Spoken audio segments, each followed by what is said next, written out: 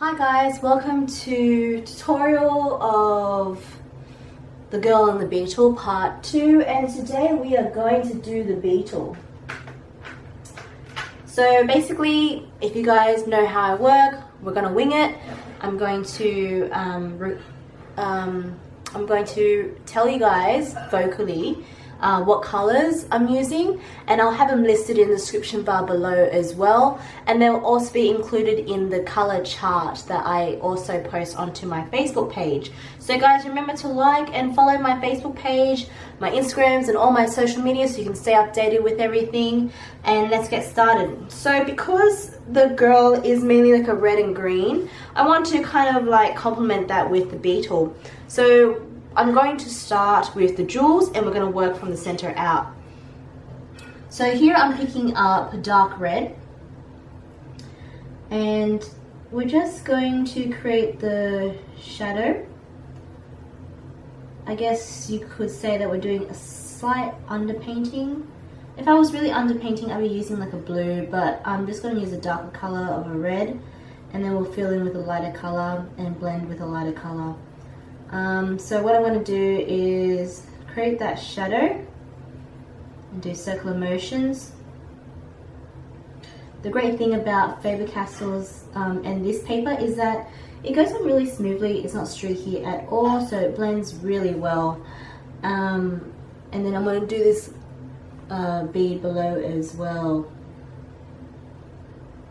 I might zoom in closer so you guys can see the application of how I'm doing things.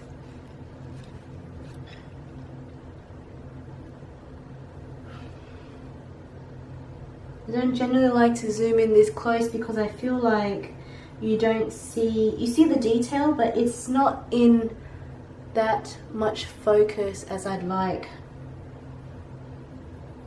And this is one of the best cameras on the market, and you know, when you zoom in like that, you lose that focus. Yeah.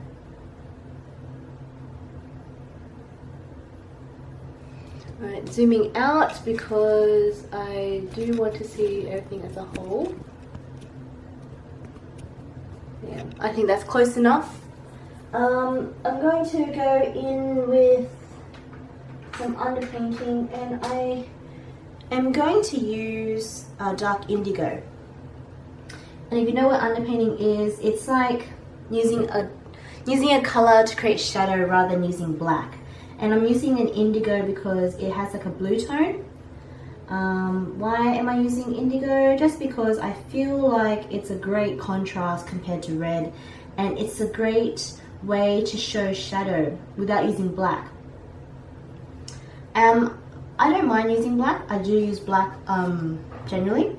But sometimes I think using a color to create shadow is very interesting. And sometimes if you're bored with coloring or whatever, don't be afraid to throw in some color. And the ways that you can throw in color is underpainting.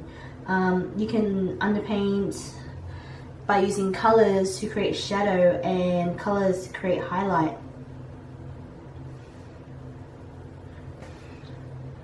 As you can see, that's made such a difference. That indigo color, sorry, I forget to read what colors I'm using, is dark indigo 157. A lot of you guys are asking me to list the colors on the screen, and it's really hard for me to do that, as well as get the videos up on a regular basis. And as you guys, if you've been following me, I find it really hard to get videos up like this on a regular basis. So I try and get it out as quick as I can. So here I'm going to get Matter, which is 9142, and I'm just going to go on top of that dark indigo and blend it through with the Matter. Circular motions again, and just using that Matter color to blend that indigo and blending it towards the center. Same with what I'm doing to this bottom jewel as well.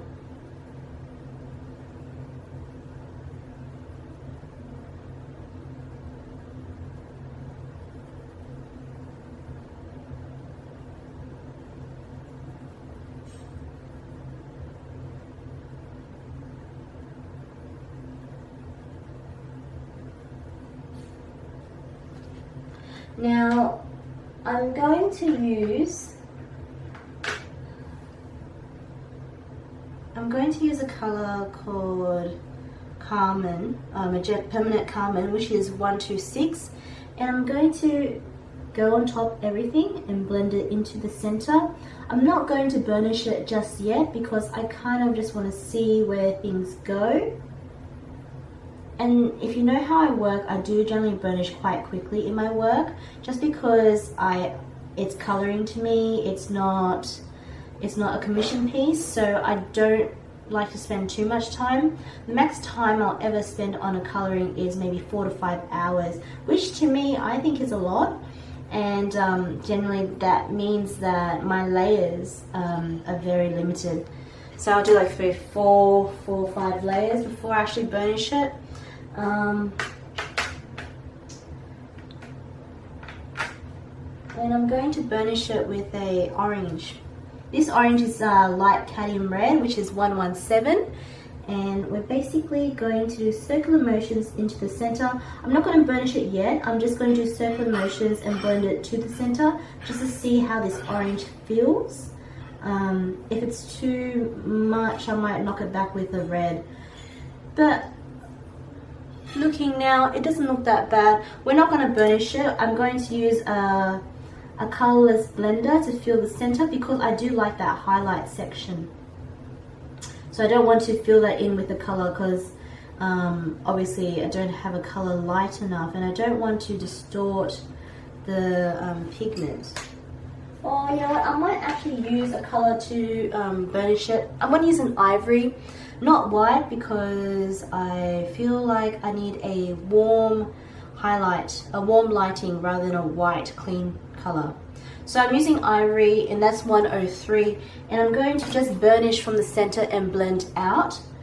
So I'm burnishing the center where it highlights, and I'm going to blend it out with circular motions. So I'm not going to go to the edge, just circular motions out. And so there, the shadowing is very faint, but it is clear. Alright, that is the beading. So we're going to go with a red, like a dark purple, red, black theme with a hint of green, just so you guys know. So what I'm going to do first is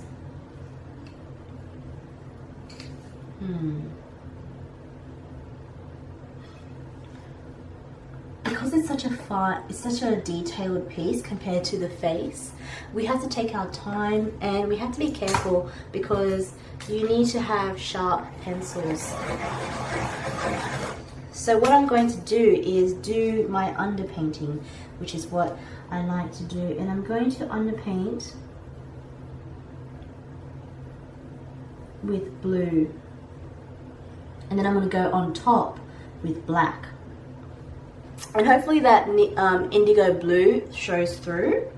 If it doesn't, what a fail that would be, but I'm hoping that the indigo will pop through because of the color. And that way I don't waste that much black, and I create an interesting tint to the piece. So what I'm going to do is create the shadows from here, from the beading, and disperse out. So I'm trying to make things from the top pop up and appear 3D rather than flat.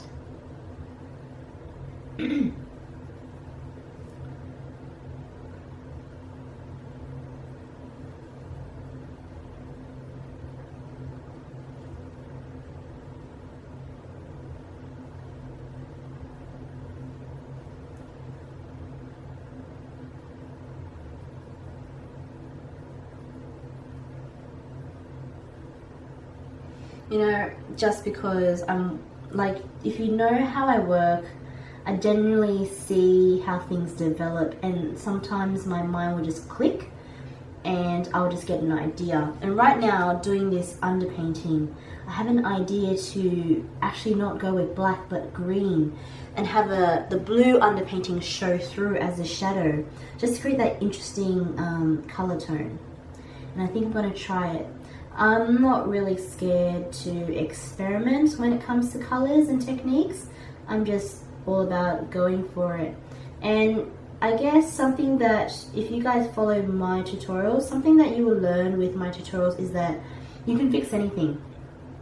I feel like there's no end to a piece. If you think you're doing something and you think you've ruined it, there's no way. I don't believe in ruining anything unless you've torn the paper. But even if you've torn the paper, you can make art out of anything. You know, I honestly believe that art can become anything. Artwork transforms and evolves over time, and I guess it takes a certain eye to see things that aren't there, or to problem solve things that can come from the ashes, I guess. And to me, there is no end to anything creative. I guess you just have to have a different direction, or maybe a different way of attacking the situation. So that's my approach to design, and that's my approach to anything creative. So again, we're still going to be underpainting with this indigo blue, which is again 157. And you would have seen me do underpainting with the female using black, but today we're using indigo because I'm learning new things as I go, and it's something that I want to try, and I'm really liking it. You know, as I haven't had this channel for long, guys, and every day I'm learning new things. It makes me really want to go back to art school, but you know, you gotta, you know, go make money and put bread on, you know, dinner on the table and pay the bills and whatnot. So to me, I don't believe that we need to have an I don't need to have formalized training to be an artist. Art is whatever you make it, and I've always said that to you guys. Art is whatever you make it. Let no one judge your art or your technique style. As long as you are happy expressing yourself, that is all that matters, you know.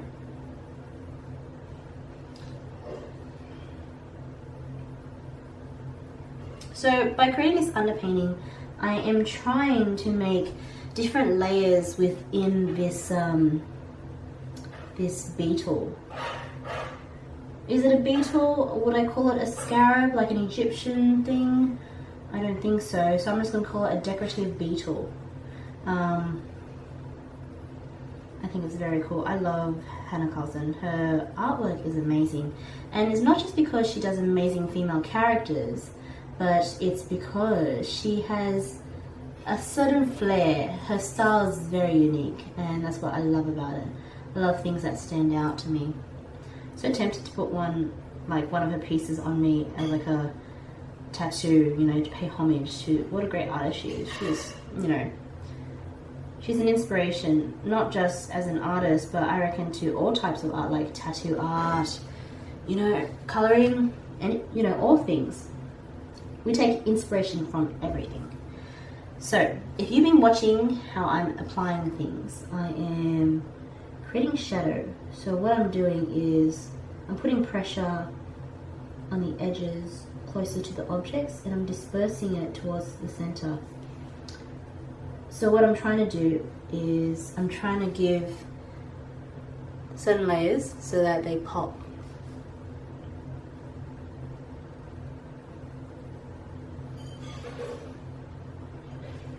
And you really should be careful with what colors you use when you're underpainting, just so you don't create a muddy color. And I guess the best way to avoid that is to avoid your complementary colors. So I think that's the theory to it, to avoid complementary colors. So for example, if I have blue, I don't put orange. I'm not quite sure, but You really have to be careful with choosing what colors when you're underpainting. That's why I say stick to black and white if you don't know any better, until you've got enough experience. I don't underpaint a lot just because I don't have the time to think, because underpainting requires a lot of planning.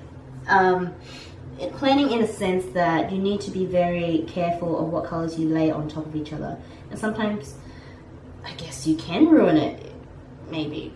I don't know if you really can ruin with underpainting.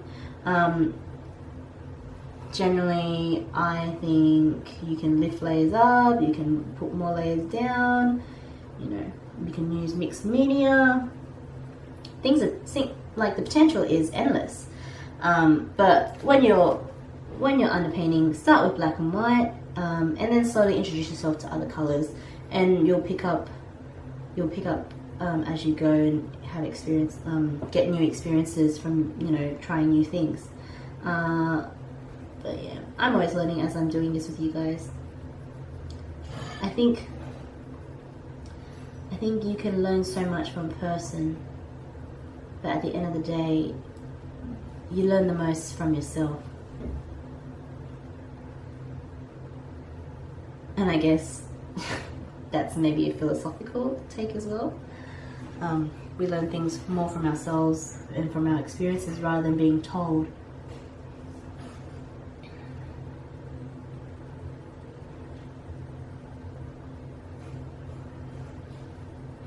So again, with my application, I'm doing circular motions, putting more pressure closer to the objects and the line work, and then dispersing it out and fading it.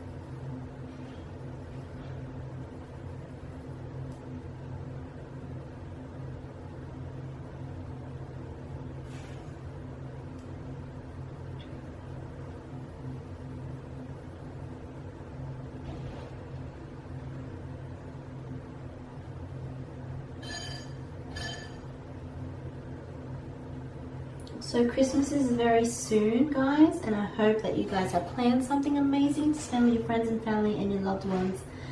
As for me, I will be having a time lapse, I think, pre-scheduled for Christmas. But in terms of tutorials, I don't think I'll be posting till, I guess, after the new year. Just because I'll be spending time with family and stuff. I hope you guys don't mind. And then we're back in the new year for new stuff and new content, new and exciting things. So that should be something to look forward to. Okay, so I've done the back of the beetle. I'm going to do the head.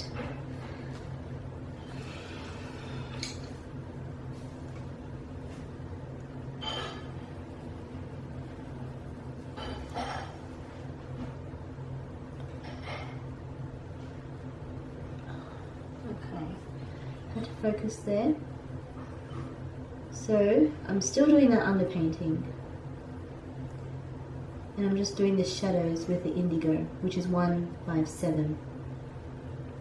I don't know if we'll be using a lot of colors in this piece, just so you guys know, because it's basically a beetle, so there aren't many aspects to this piece, because I guess we're going to be using mainly one palette with this piece, and it doesn't change.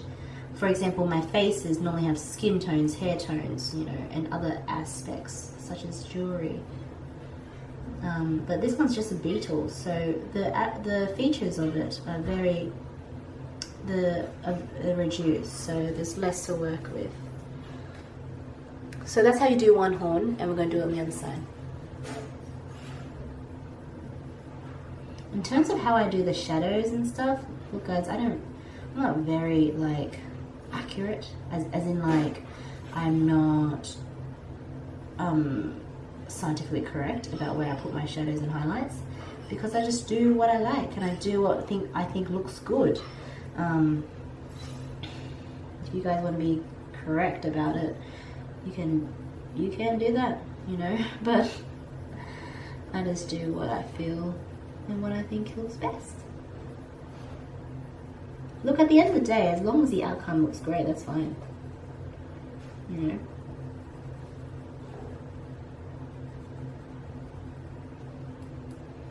Going further down, I'm just gonna do the end of the horn, doing it here as well. Because we're doing a beetle, you realize that the details, well, I'm realizing now, the details are very small. So it requires you to make sure you have a sharper pencil.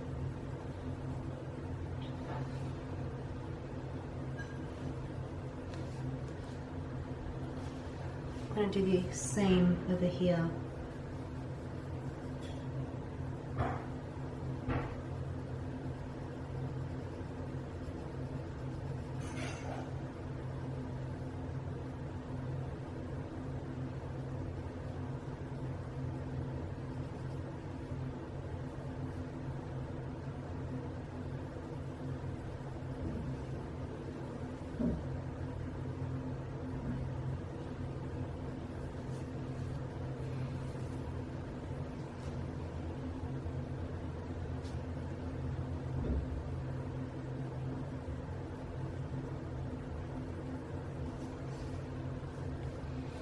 So what I think I want to do is, I'm going to do piece by piece. So I'm going to do the back, and what I'm going to do is,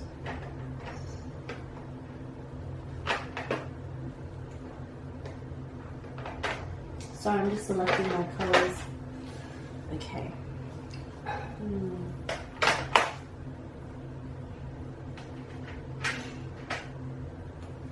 See, color selection takes a bit of time. Okay, so this is my, I guess, filler color, and this is my base color, I guess. So my base color is deep cobalt green. And the reason I chose this is because it's a dark green, and I like that because I don't want this beetle to be bright. I actually want it to be dark, like almost like a black. But instead of using black, I'm using a dark green, just because I want something interesting. I find black very dull and boring. And I think colors as shadows and stuff is very interesting. So, as you can see, the indigo is coming through. Not so much, but it is. You can see it.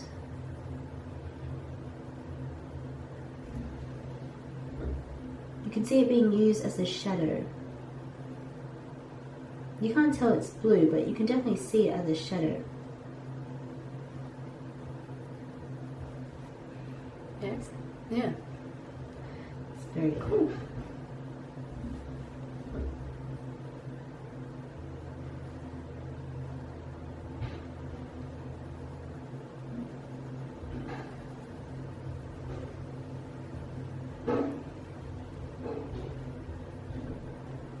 Doing circular motions, putting more pressure on the shadow parts and then dispersing it. Sorry, just making it focus again. My camera does that.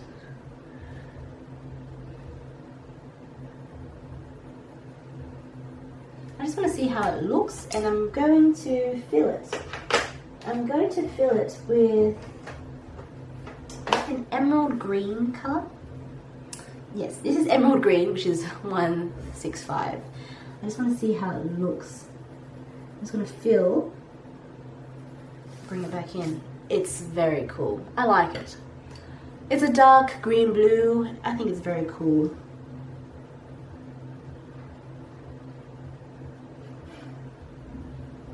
It's technically, I'm only working with 3 layers here before I burnish with the emerald green. The emerald green again is 163.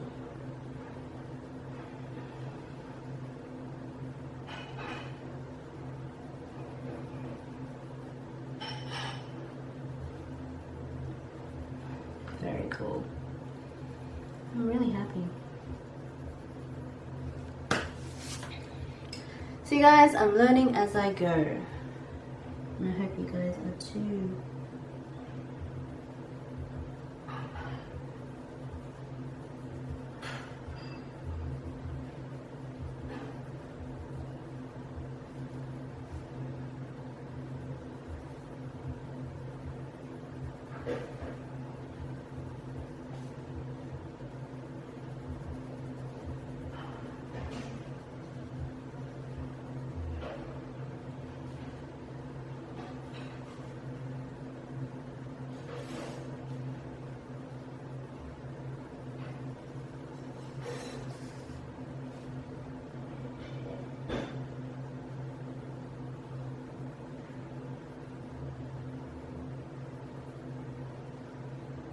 With this piece, because it's so detailed, make sure you have a very sharp pencil, or else you can use a Stanley blade or a Stanley knife just to shave away the blunt edges, or you can just be extra careful not to smudge it into the other pieces.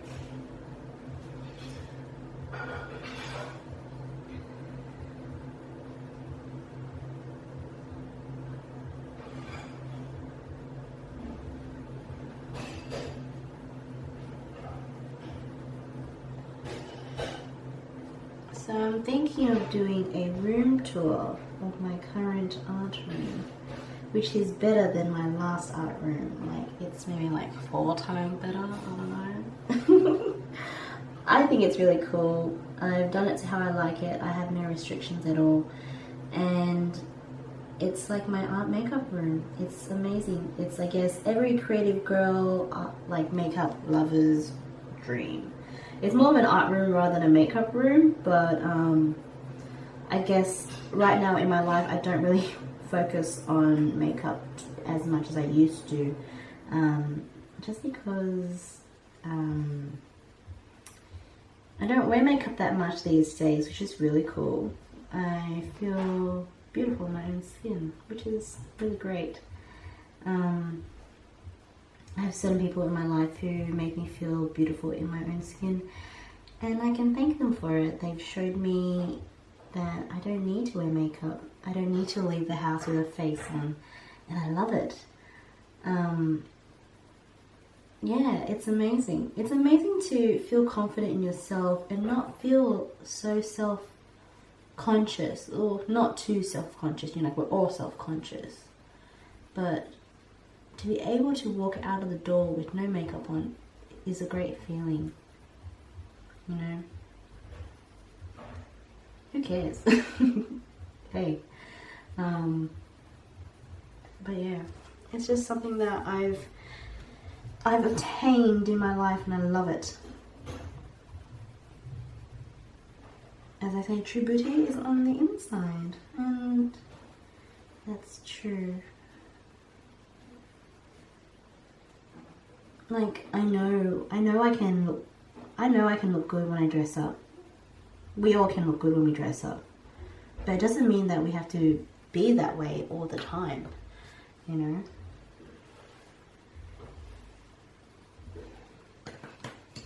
Okay, so I've done the base. So we had 3 colors here, guys. We had the indigo, which was 157, which was our underpainting shadow, and then we had the cobalt green, which is 158, which was the base, and now we have emerald green, which is 163, which is, I guess, the filler highlighter, and we're just going to go over the whole back bit of the beetle and fill in with the emerald green.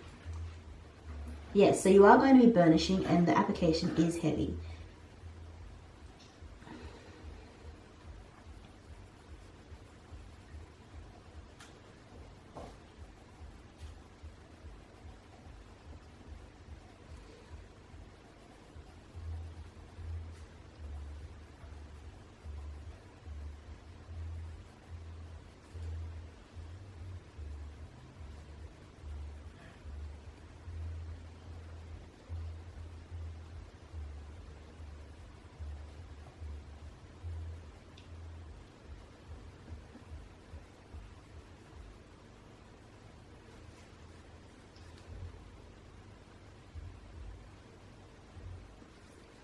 What I like about this underpainting is that the shadow isn't black. The shadow is, it's like got a blue tint, and I like that because the indigo, normally with the black, it's got a colorless shadow to it.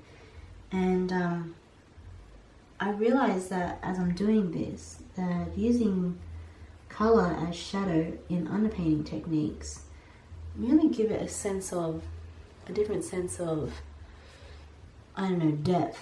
I really like it. It's a technique that I will probably use. That will help me not waste my black. I have been using a lot of black lately. It's one of those colors that I always have to replace.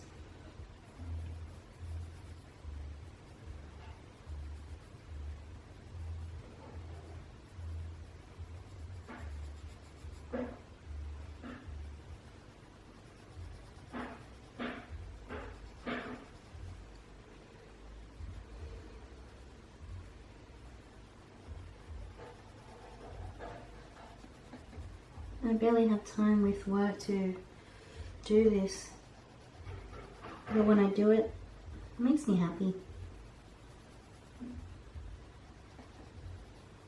I'm working all the time though, that's the thing. I'm working from, you know, I wake up at 6, go to work, come home, working on YouTube. Never ending. I never get a chance to watch TV or just sit on the couch and eat ice cream. No way. Always working.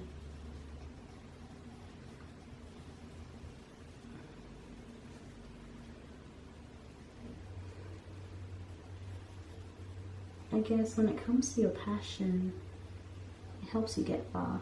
As in, like, when you have passion, you go further in life because you're happier.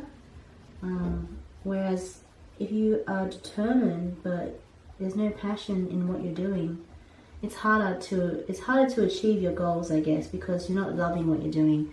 But when you love it, it's a lot easier to achieve because you're not dreading each day that you're working to get to your dreams. You know, because each day is something you enjoy, and it just, time flies when you're enjoying things, you know.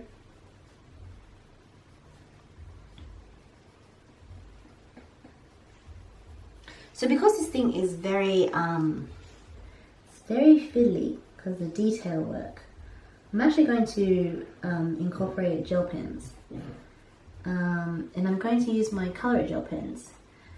If you guys have seen my other time lapses, I've been using Color It gel pens in some of my work, and they're really great stuff, guys. I think you'd enjoy them. The quality of the gel pens are really nice. I have been enjoying using them.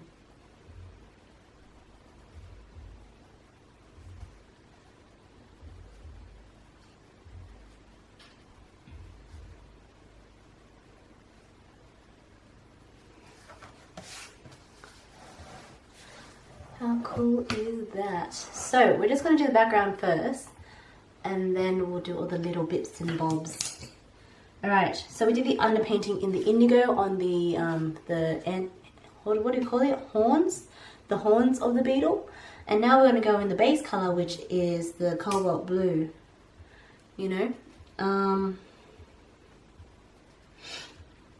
So going in from the shadow and bring it into the center.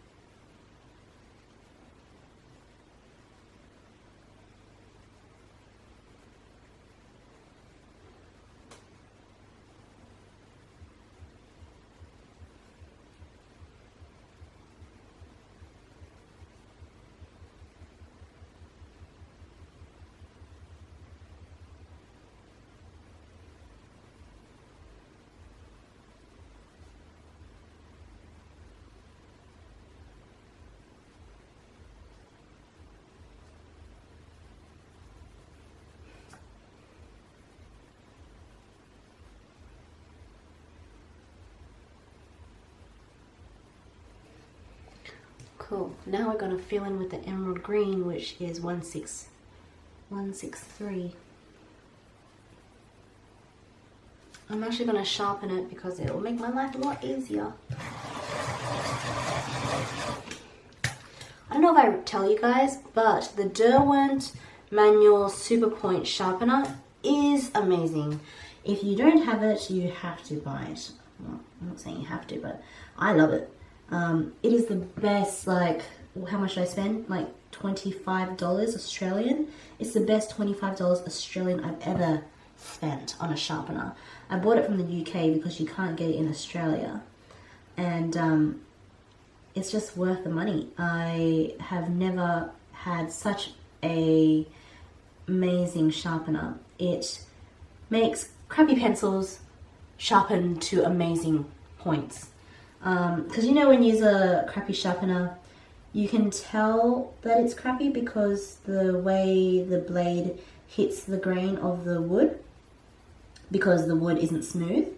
Well, this sharpener makes the wood smooth regardless. If you're buying like cheap $2 pencils from, like, you know, the reject shop or the dollar store, it will make that pencil smooth. It will sharpen it to a smooth point.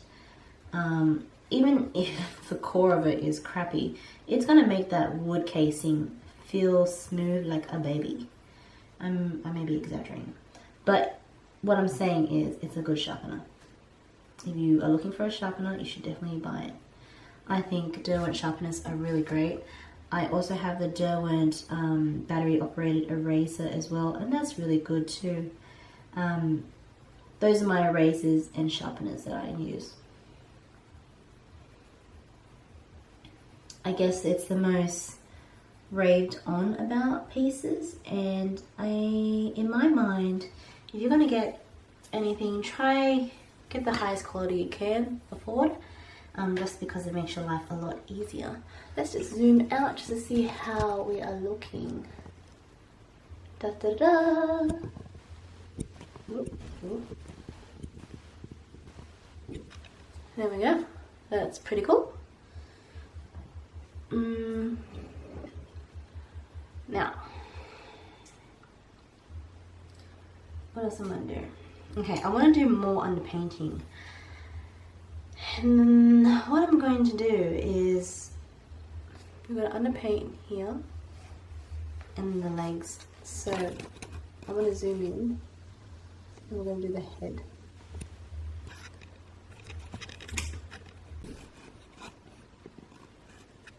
Okay, we're going to do underpainting. Now what I want to do is make these little jewel pieces, I guess, pop. All 3D, just sit on top. So, how am I going to do this? Okay.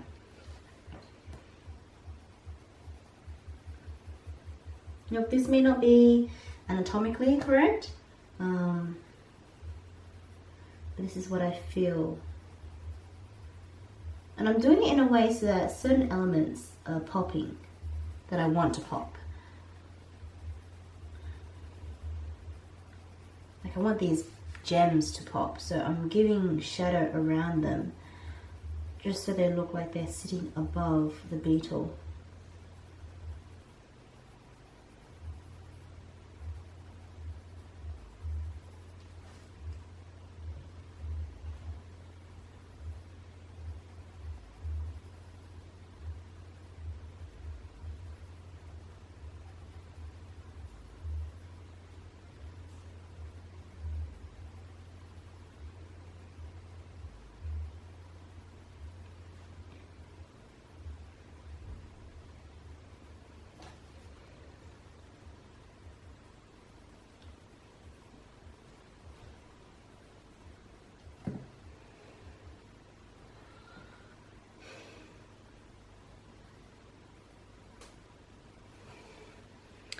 I'm going to zoom in a bit closer just so you can see the application. I think that's close enough.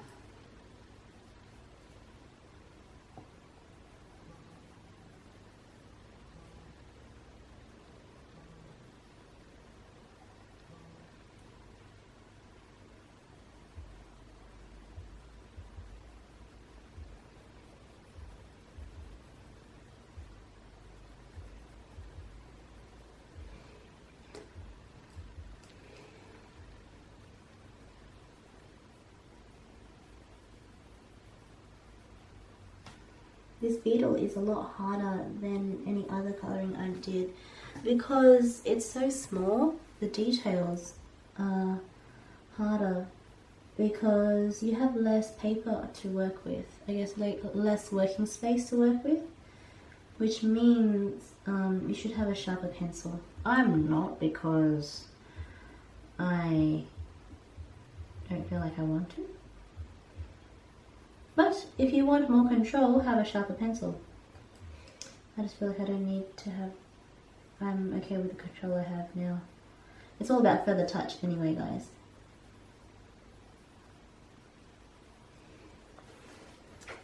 Okay.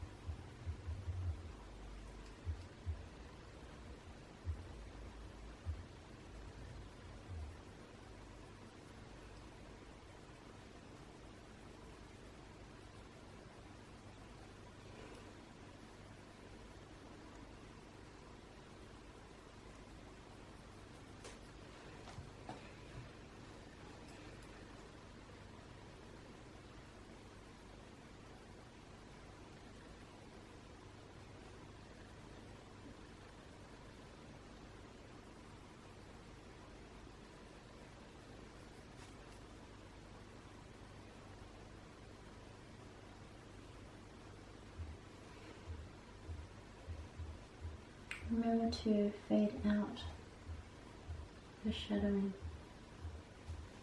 Don't make it too flat with your application of colour, or else when you layer the cobalt green on top, it will just look flat. So you definitely want to go darker closer to the objects and then fade it out with your feather touch technique. I call it a feather touch technique, but it's generally just your application technique. So we just lift the pressure amount.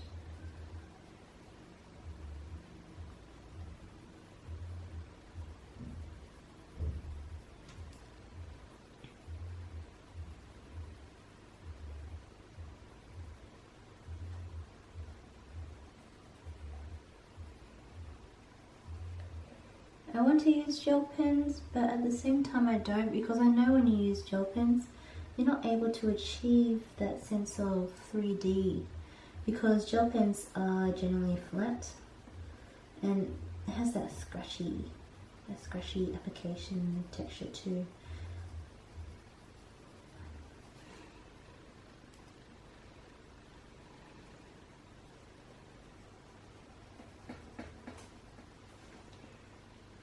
Sorry, that was my tripod. Okay, so I'm still going to keep underpainting, and I'm just going to underpaint the legs. So let me just rotate. Actually, I don't want to rotate. I think the best way is just to zoom out, which means you're going to see less detail, guys, which I'm sorry about. But I do want to include the whole shot in here. Sorry, that was my hand. There we go. So similar technique. You guys don't need to see how I'm doing this because you have watched me do it with all the other pieces, but we're just going to underpaint the legs with the indigo blue, which is 157. Now remember, having a sharper pencil in this situation is going to make your life a lot easier because you have less surface area to work with.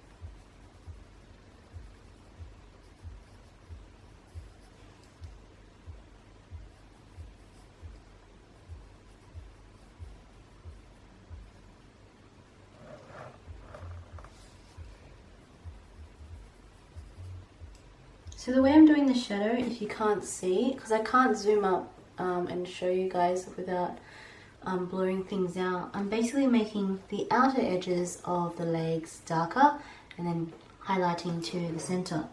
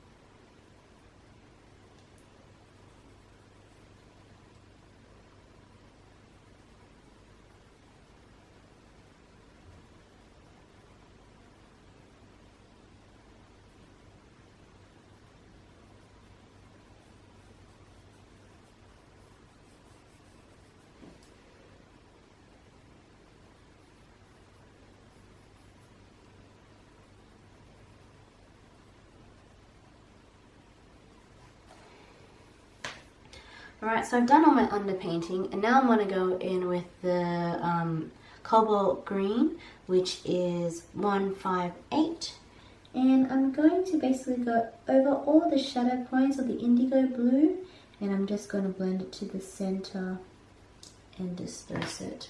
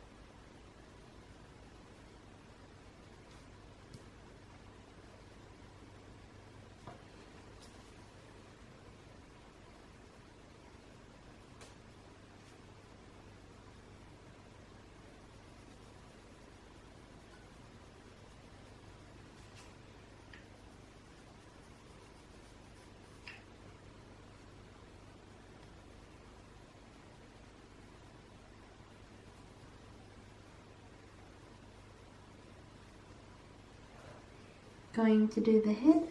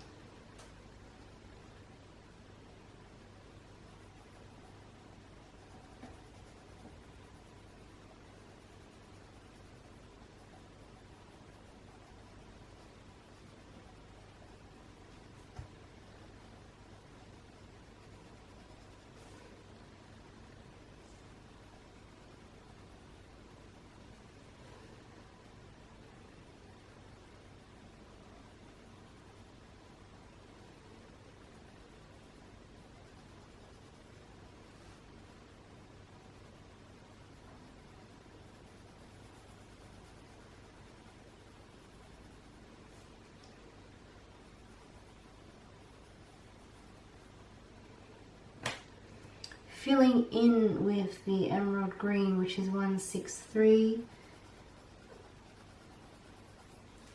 and you're basically burnishing those areas. I like to use colour to blend. If you guys are new to this channel, I barely use my colourless blender, just because I feel like when you blend with a lighter colour, it makes things more vibrant. It depends on your technique as well and what type of style you have. A lot of people like the faded, I guess, soft type of look. While me, I like things that are bright and poppy.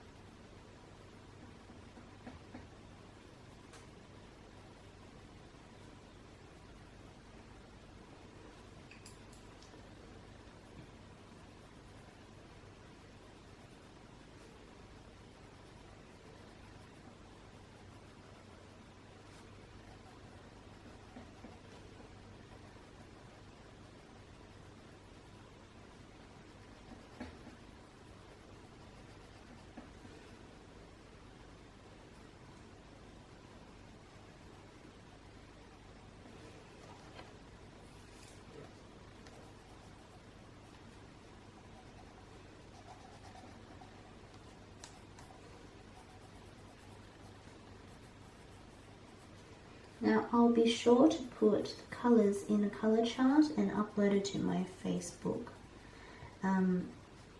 It'll eventually happen. If it's not on the day this video is up, it should be on my Facebook within a week.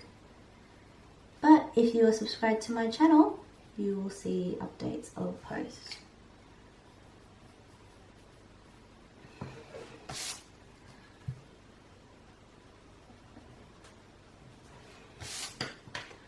Okay, look at that. That is pretty cool. Now, how am I going to do this? I like the red-green look that we have going on and the gold. I'm just trying to figure out what is red, what is green, what is gold.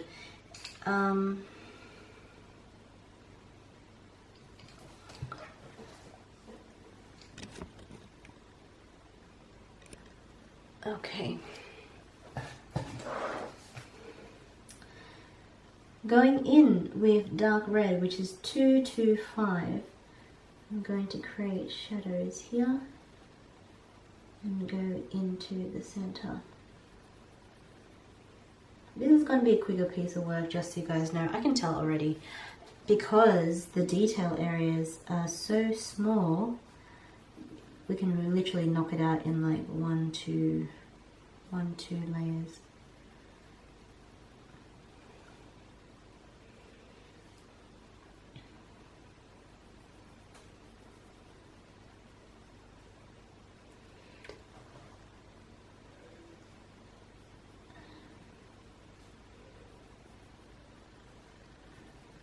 These beads will be a lot harder as well because they're quite small.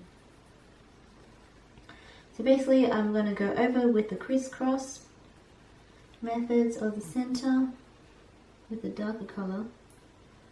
Alright, and then I'm going to go in and fill. Because it's so small, I'm going to go and just use two colors. I'm going to fill it with the matter, which is 142. I'm just going to go on top, just fill.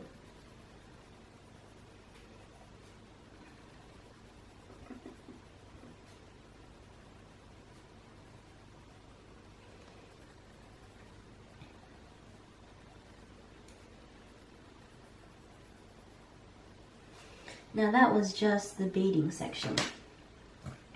With the matter, I'm going to go in and add another layer here, but I'm not gonna burnish it yet. I just want to add another layer to it.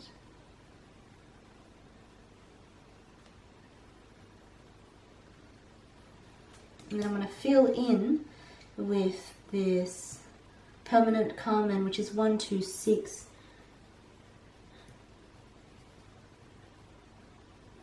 It's barely noticeable. I don't like that sense of this. Some people who do a really strong sense of juxtaposition between the shadow and the highlight, they just do it like, they literally just do really hard pressure and then they just leave the center white. I really think it's important to blend things together, and shadow can be very, very faint. It doesn't have to be too crazy. Oh, sorry, I missed a spot.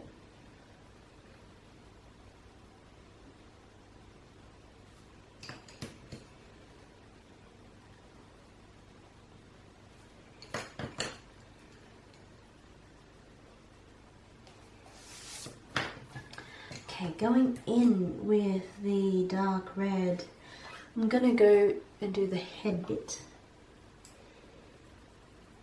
Nothing fancy.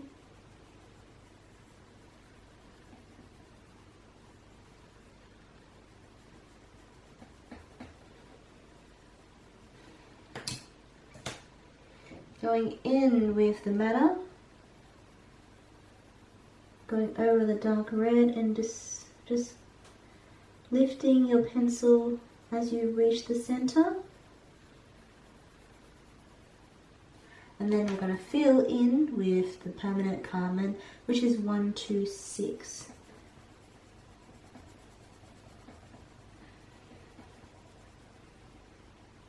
The shadow and highlight for this is very, It's not that noticeable, but it's there. Okay. Now, I'm going to go in with this indigo and do a slight shadow, going over with the dark red, going on top of that indigo, and then going on top of that dark red with the matter, and filling it with the permanent carmine. Okay.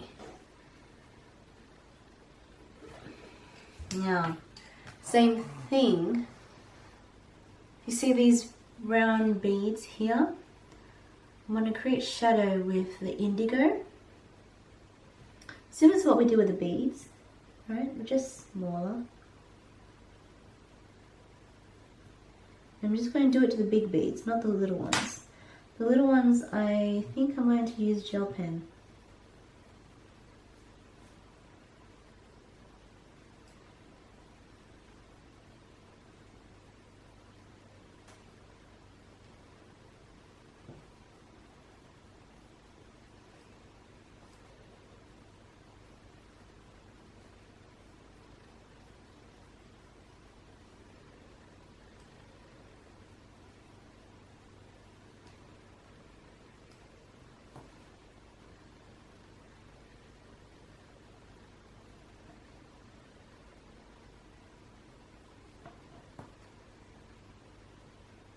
Okay, going in with the dark red, I'm going over the indigo and I'm going to disperse it out. A feather touch.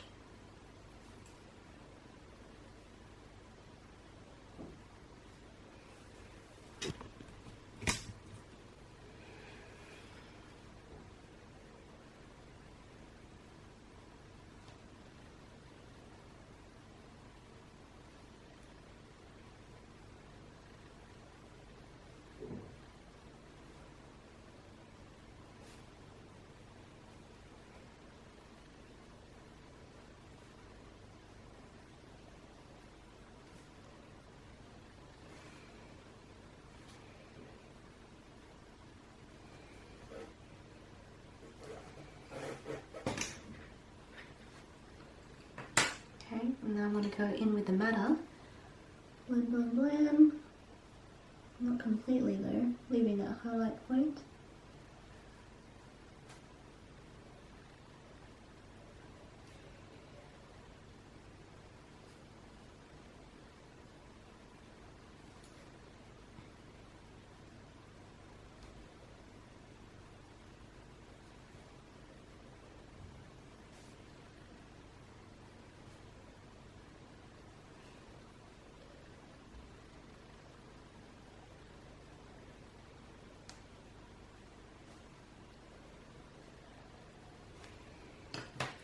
And instead of going in with the permanent carmine, I'm going to use the ivory and blend it from the highlight point and blend it out. But only on the highlight point and blending it out. I'm not going to go through over the whole thing. Because it's such a small bead, there's less space to work with, and it's more forgiving because it's so small. Okay. Oh, and what we did here, we're going to apply it to all these other aspects. But what I'm going to do is add a bit of indigo for that shadow. Just a little bit, not too much. I'm going to zoom out, because you've already seen that technique. We're going to zoom out and just look at things, how they transform as a whole.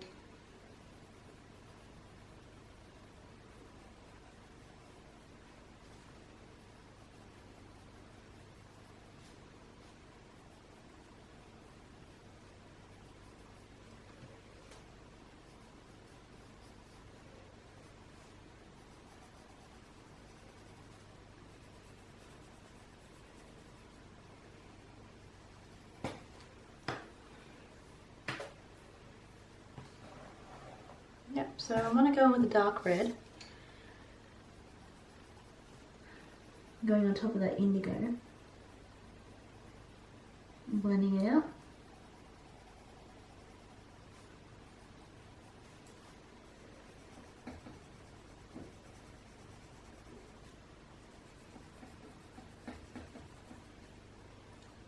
Sorry, it's just my tripod shuffling.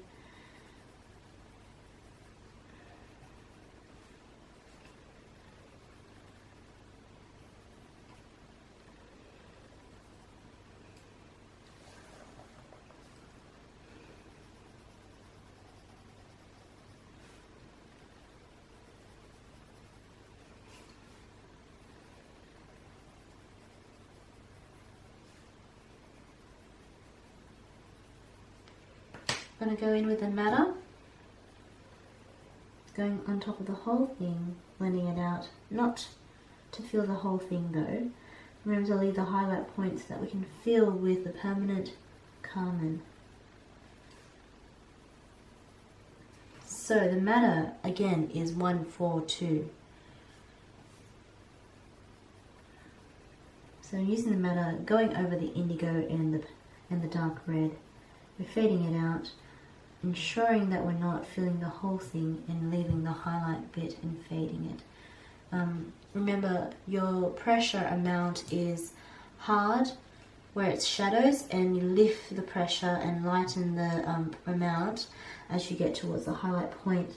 Now getting that permanent carmine, which is 126, we're going to fill in and burnish.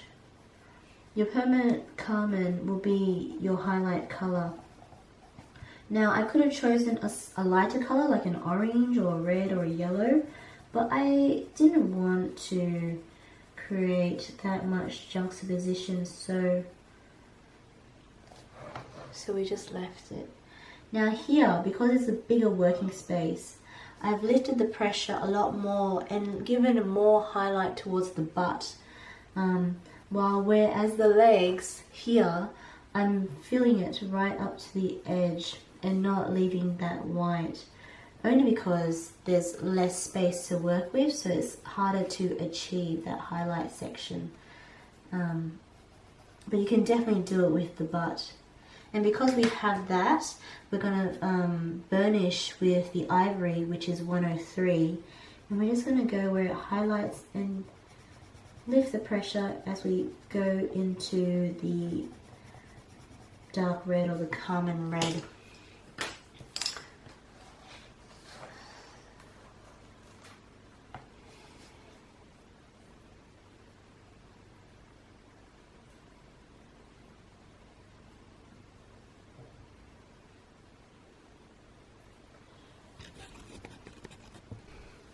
So what I'm doing here is I'm just creating some underpainting for the green.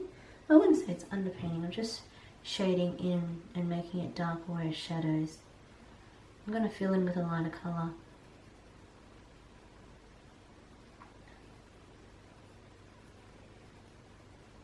Alright, and we're back. So we're going to use gel pens for the remaining areas.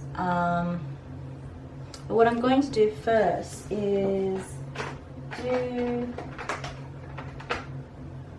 some other stuff first. So we're going to pick up that deep cobalt green, which is the 158, and I'm just going to create some shadows. See how we have these like leaves? I'm going to color them in green. More like a green, like a pea green though, just so it has a bit of contrast. So the use of the deep cobalt green is very minimum. I'm just using it for a shadow really.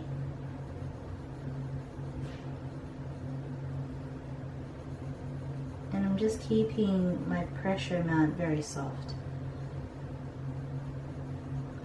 So as you can see, we have been doing our underpainting with the indigo, but right now I am not going to be underpainting with a opposing or contrasting color.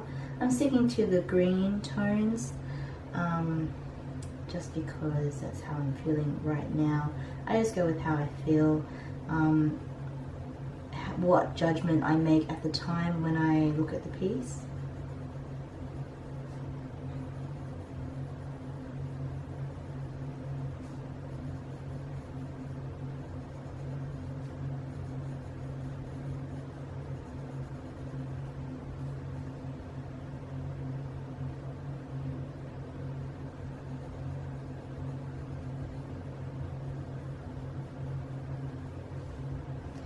So what I'm going to do is I'm going to sharpen this pencil, and I'm going to try and sharpen it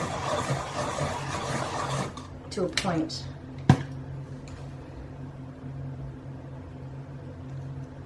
I'm going to zoom in and show you.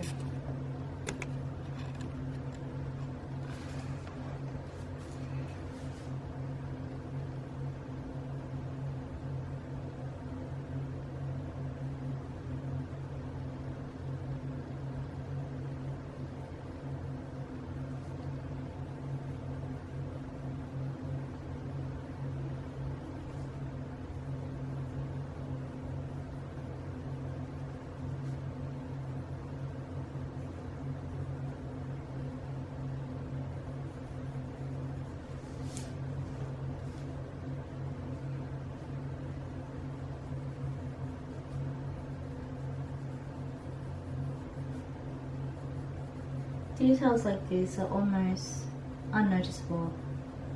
Not many people will notice these type of shadows once the thing is finished, but I think it's important. I'm going to grab my medium color, which is that emerald green, and we're not using this a lot either because I do want that May green to stand out. So the emerald green is 163, and I'm just going over the cobalt green, and I'm blending that and fading it through. Now the amount that this goes into the surface is not a lot, because I do want that May green to be predominantly majority of this aspect of the beetle. So what you should do is be going on top of the cobalt green and then dispersing it out so it blends, and then we will fill in with the May green. The reason I do this is because I like that the yellow greeny tone that it has. I feel like maybe yellow is a bit too much for this piece. I didn't want to have anything that looked gold, so I stuck to a green tone.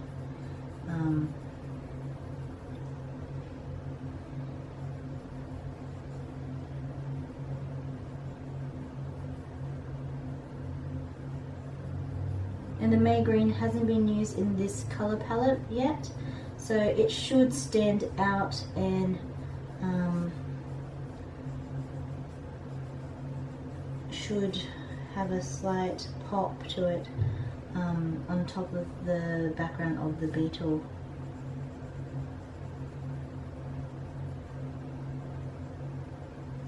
Alright, now I'm going to fill with this. I'm going to fill in here. So you can notice the shadow, but it's not a big thing, but it's definitely there. To me, little things matter. And tiny details matter.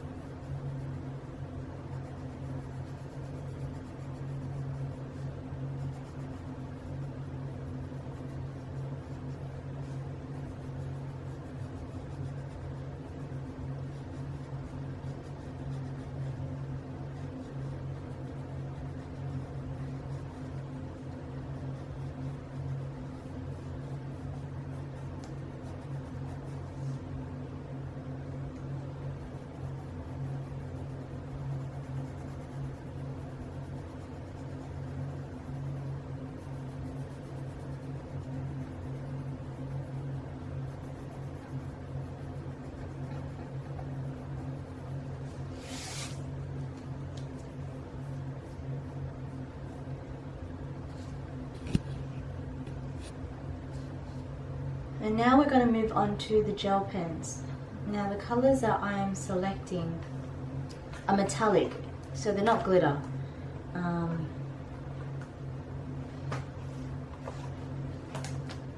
I'm going to stick to a gold tone just because that's what the colors that were in the female. So we will be doing that now.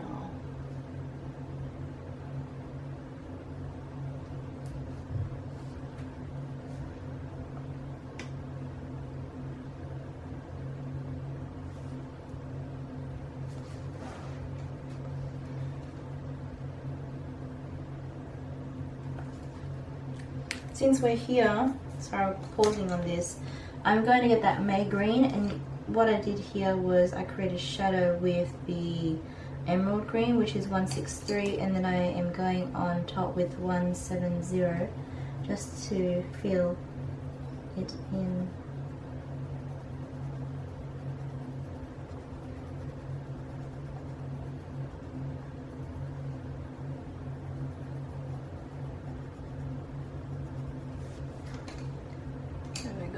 Now I am going to go back in with the gel pen.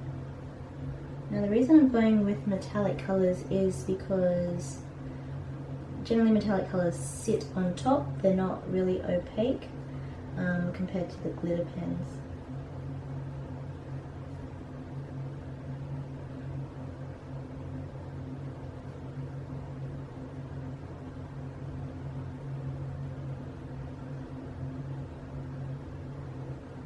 But the sad thing about gel pens is that there's no technique where you can create shading, and majority of the time when you're using a gel pen technique you get left with that streaky feeling.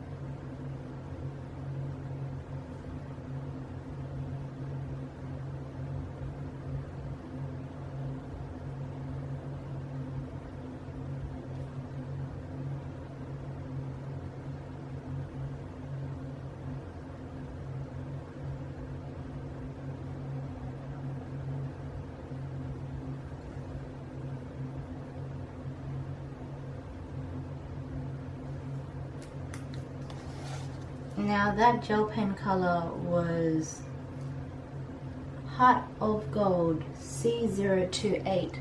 Now this is part of my Color It gel pens.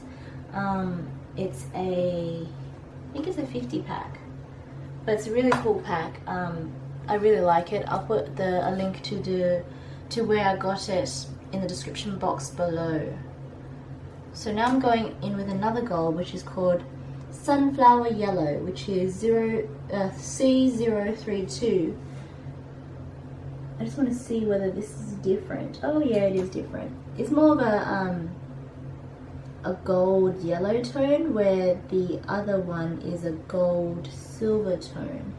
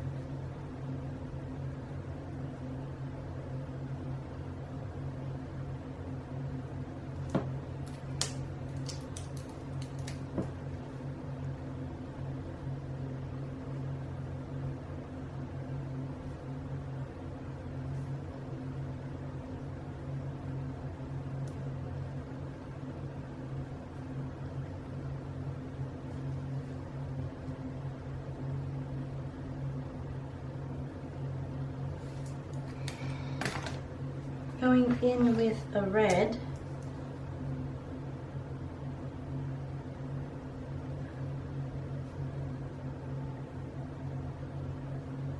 I'm just going to do the dots here.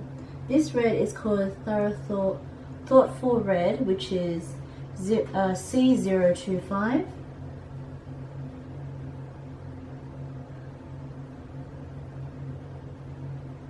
I find gel pens really good to use for things like this because it is such a fine detail work, and with pencils it's really hard to get there without sharpening and losing that pigment that you sharpen away.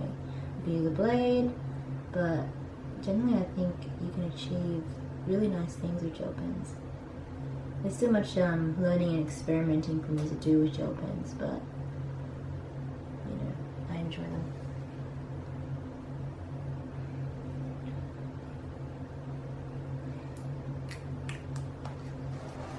Okay, doing the bottom one.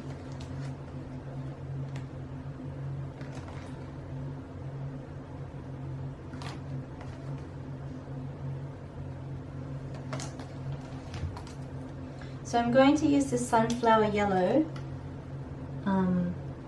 here.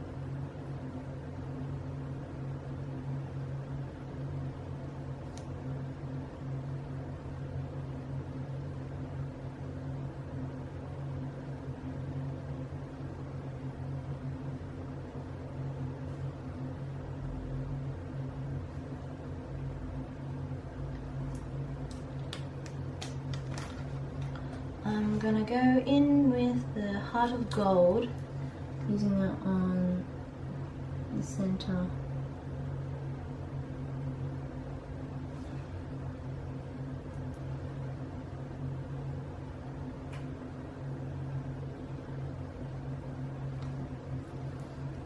Then I'm gonna use the Heart of Gold here.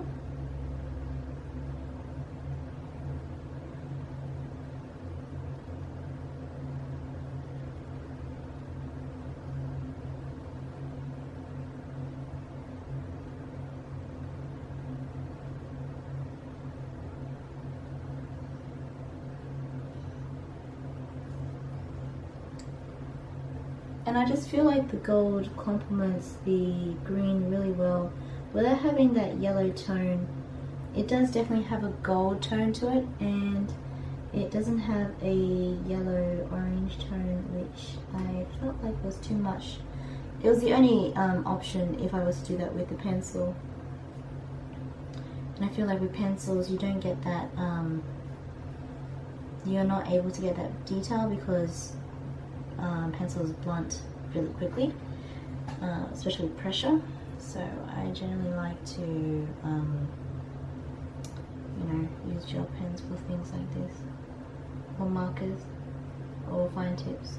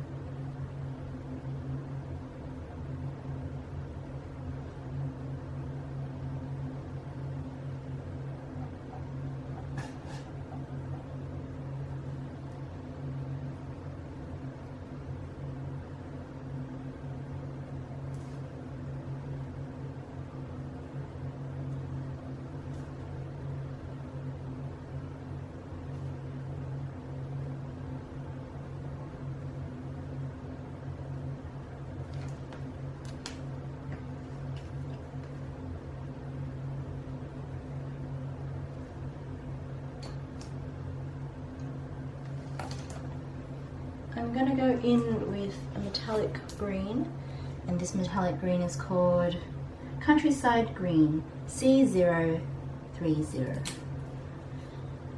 I'll be sure to list these colours too below. I'm going to use these, this green for the triangles. Hopefully you'll be able to notice it.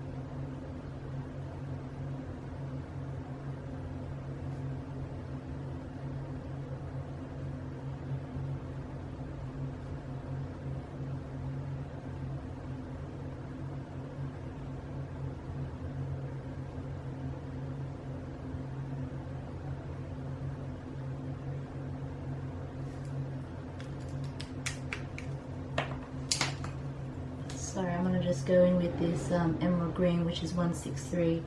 I don't know if you did this before, but we're just going to blend and fill. I'm just noticing these parts are unfinished.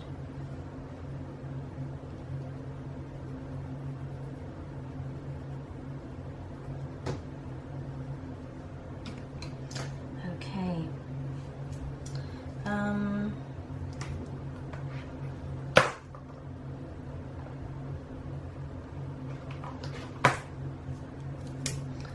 Getting that countryside green, you see these little leaves here?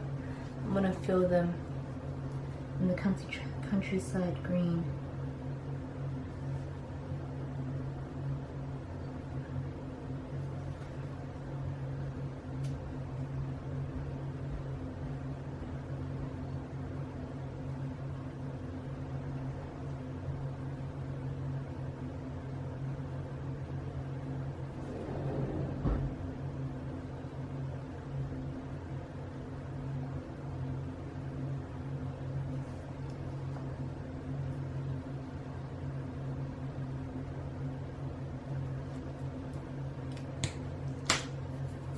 Getting the heart of gold. I'm using that for these inner circles.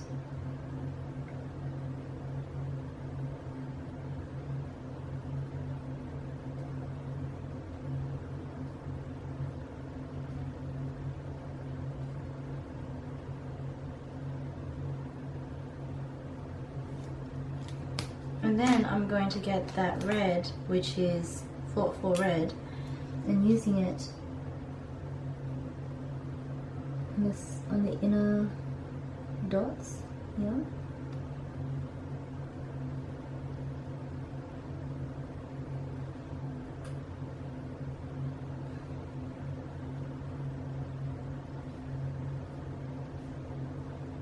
Something that I noticed that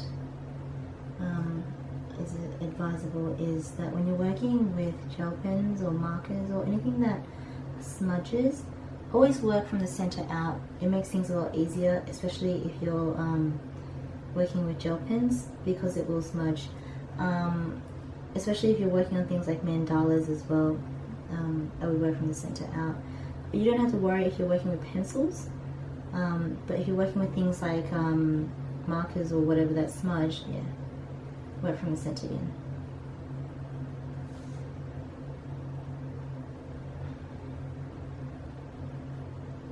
Alright. Now, so we've done the body, we're going to move up to the head. Getting that,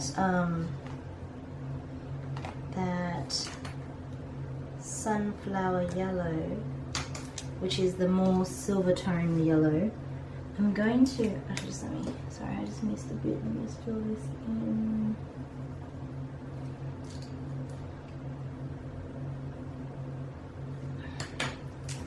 Now we're not going to fill it in completely, I'm just going to do a line.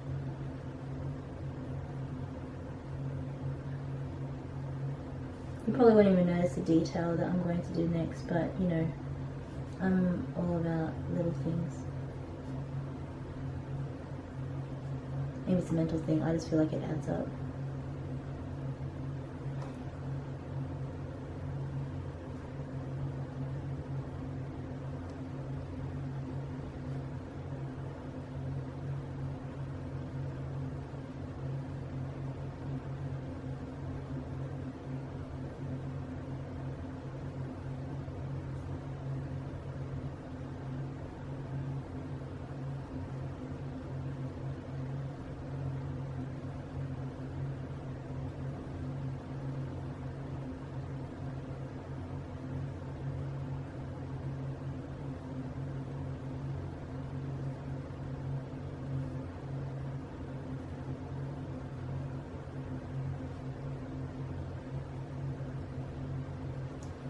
Okay, getting that heart of gold. I'm now going to fill in the rest.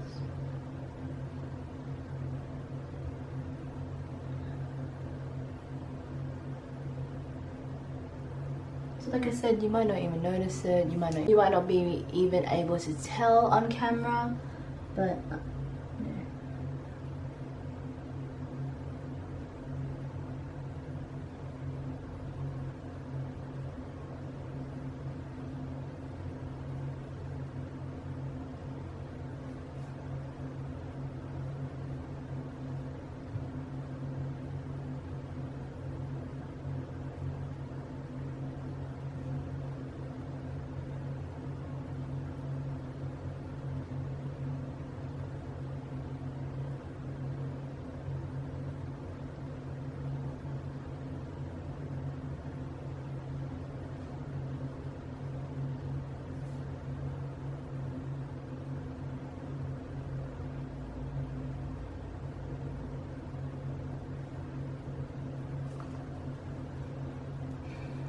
and then I'm going to do the gold up here as well.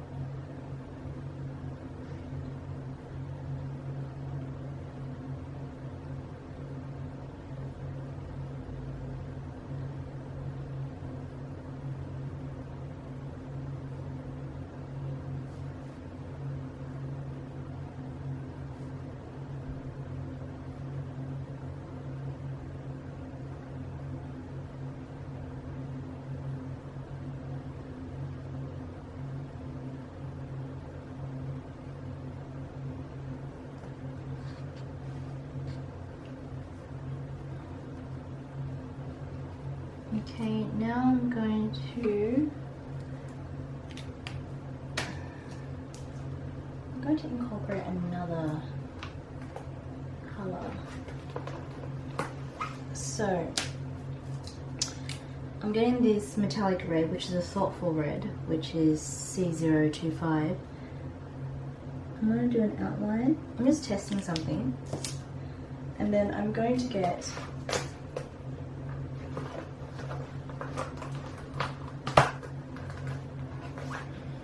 this red, this glitter red, and fill it in with the center.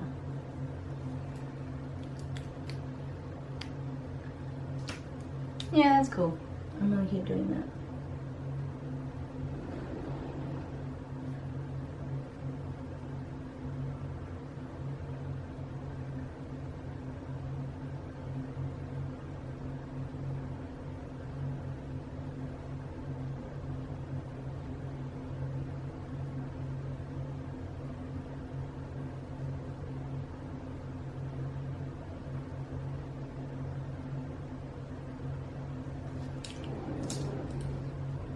getting that radiant red, which is C001, filling it in.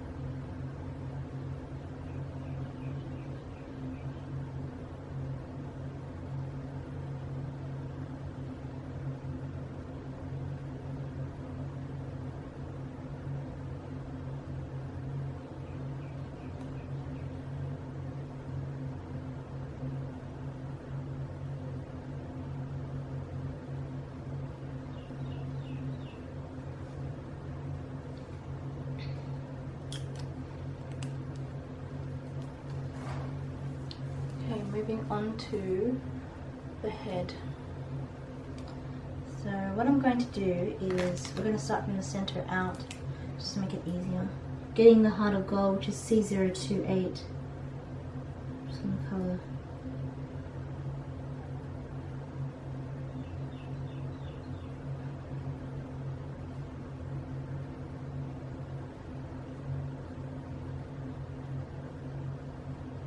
Remember, we're working from the center out.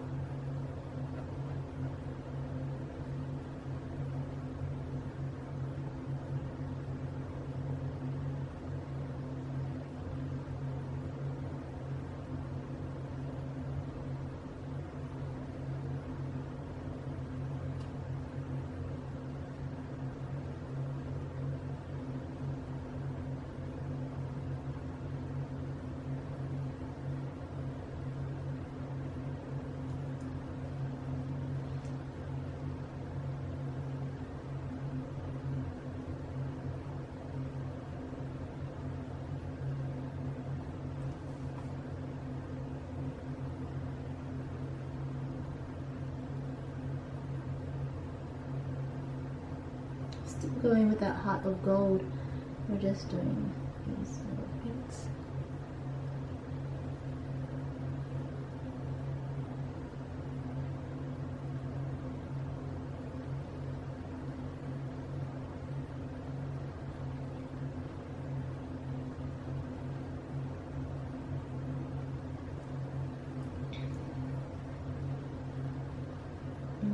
Here under the legs, just because it's in short.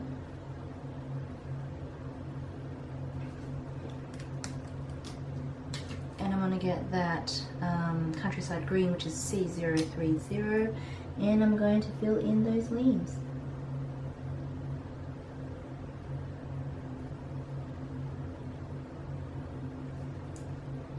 Now with the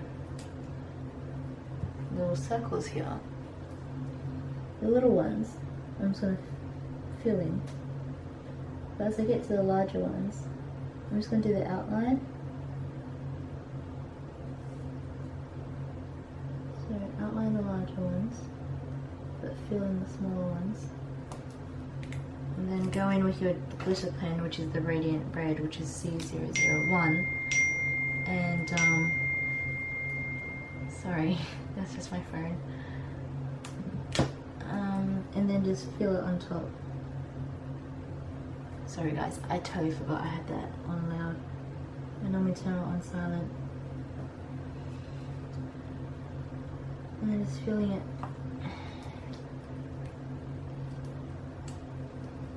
Now I'm going to do the opposing side. So getting that heart of gold, starting from the center out.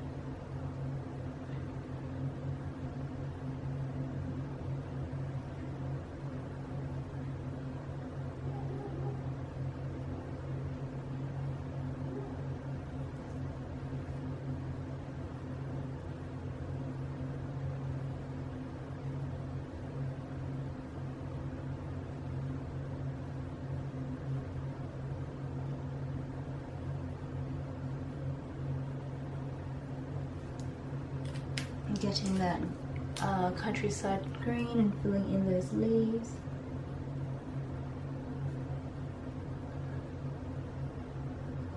And getting that heart of gold and doing those gold bits underneath this red.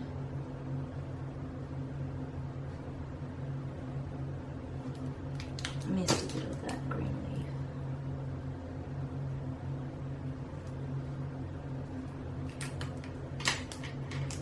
Here to the gold in the arms. Okay, now the dots. So outline the larger ones and then fill the little ones.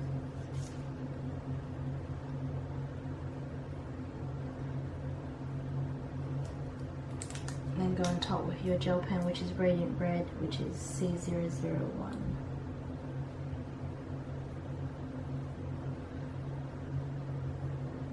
There we go. So that's the head, and now we're going to move further down to the body. So what I was doing is filling in here with the gold. Is what I'm doing here. I'll do it to the opposing side too.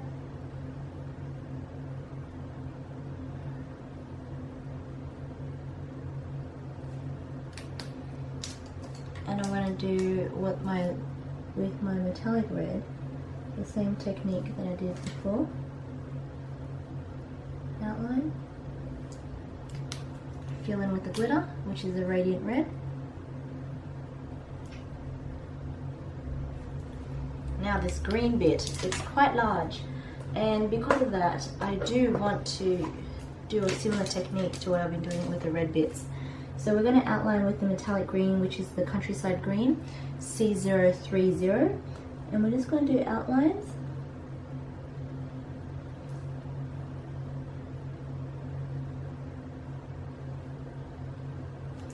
And then I'm going to go in with the soothing green, which is a glitter color that I selected, C008, and we're going to fill on top. Don't know if you'll notice it, but it will just give it, I guess, a glassy look.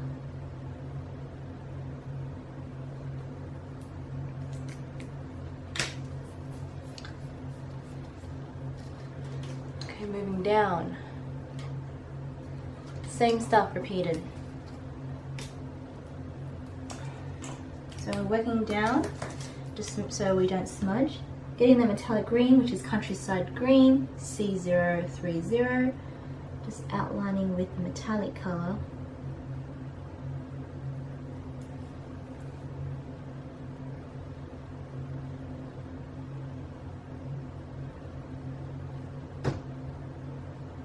Doing the same thing further down as well.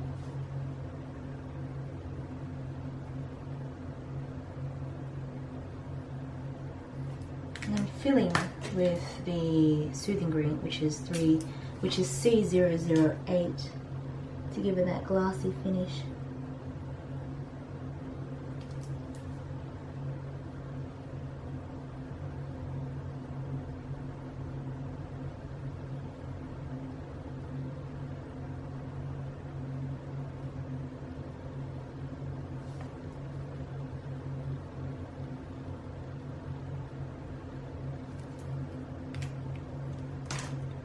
Getting that heart of gold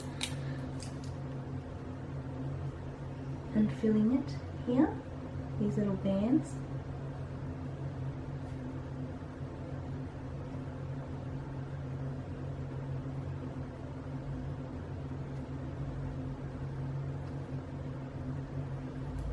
Doing the opposing side as well.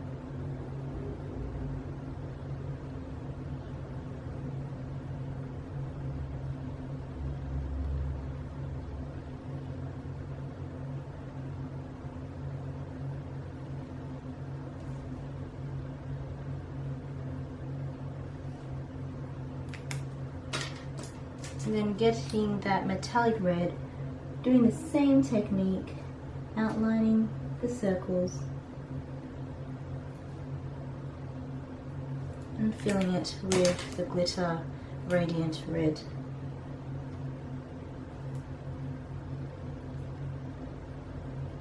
Now,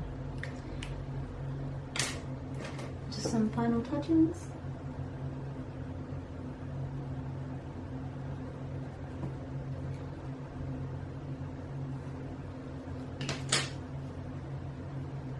I'm going in with a Posca pen and highlighting where I need to highlight. It's here.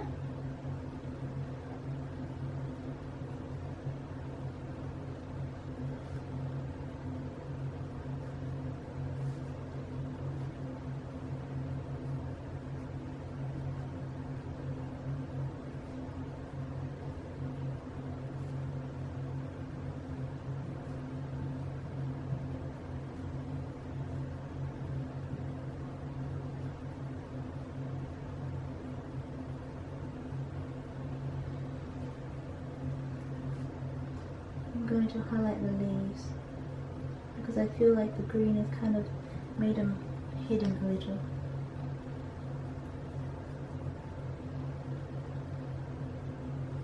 Some of the triangles.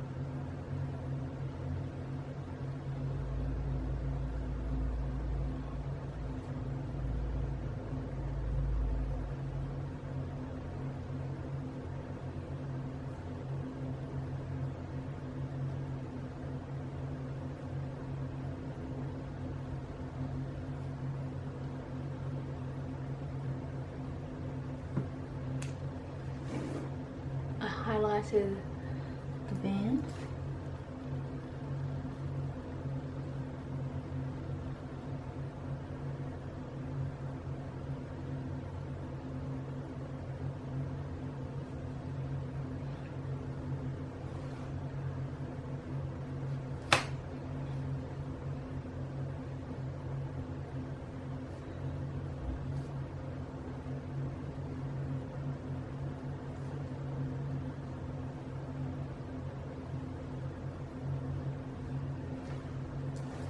Moving up, I'm going to highlight these red jewels.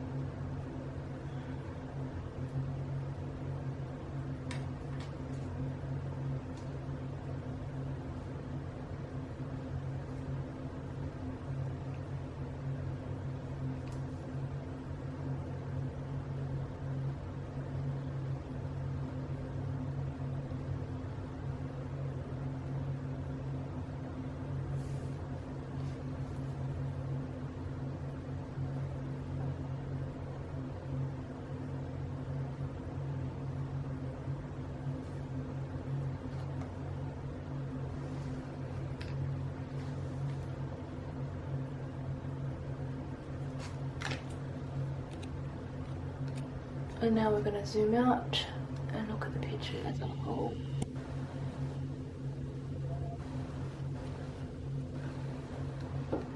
Looks pretty cool.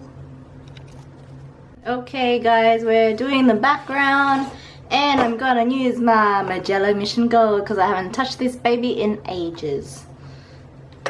If you don't have Magenta Mission Gold, you can use alternative colors because this is a 24 pan, so you can use any 24 pan or whatever you like. So with Hanna Karlzon books, I have tried watercolor with them and I think watercolor is amazing on these books. So that's why I do not hesitate. Alright.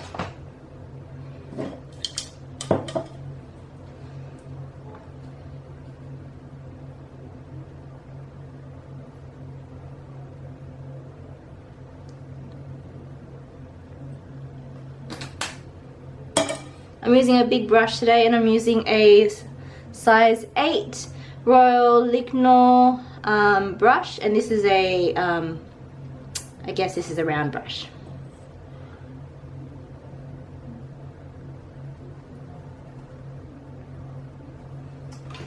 So I don't remember what these colors are, but I will be sure to inform you. Okay, so the color I have now on my brush is Permanent Magenta. And because this is not watercolor, I am just going to go with I'm going to go dry brush method because I don't want to soak the paper too much. So this is a very very slow method.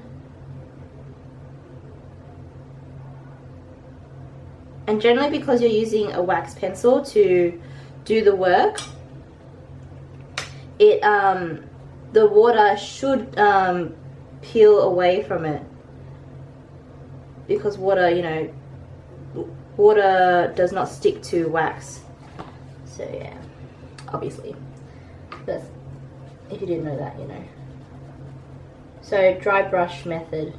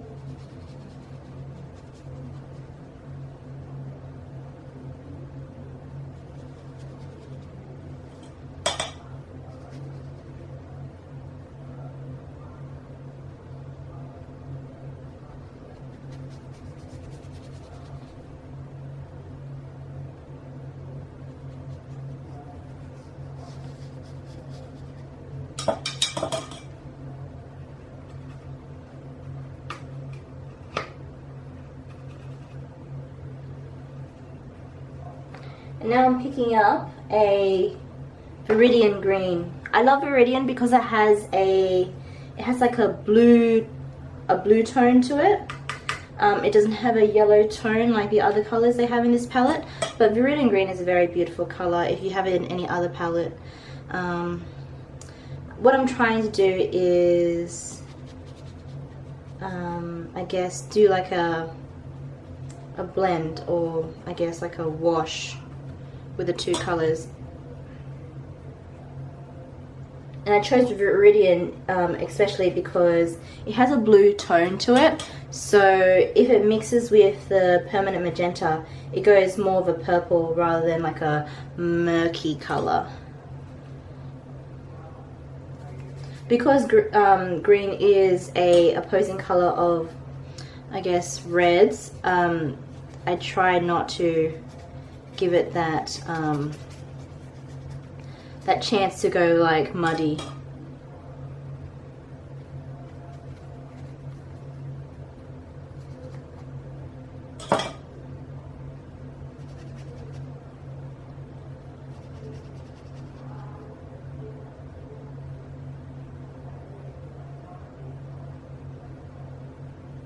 And as I'm going close to the edges, I'm being extra careful.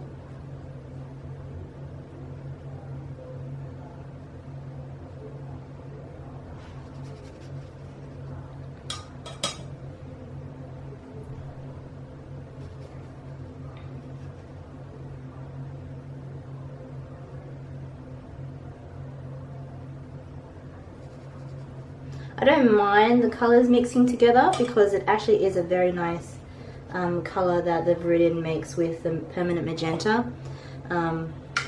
So it's not something I'm worried about generally.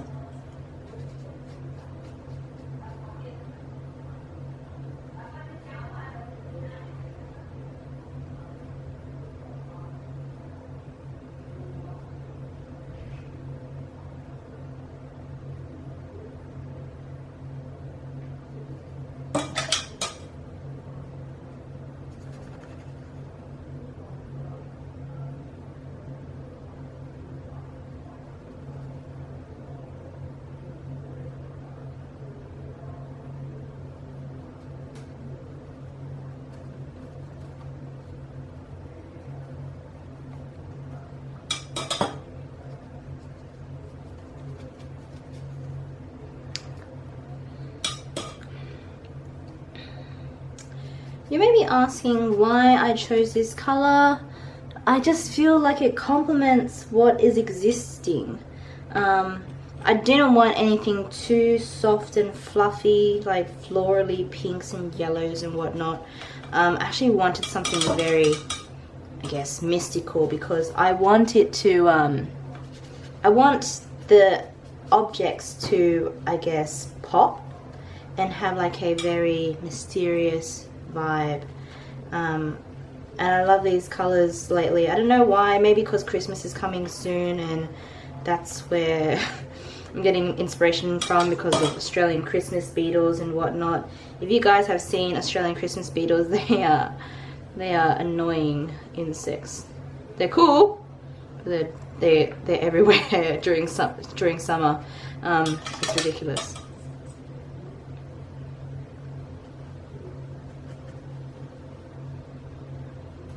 Now you have to be careful where you go with it near the gel, because gel does not pull away from watercolor.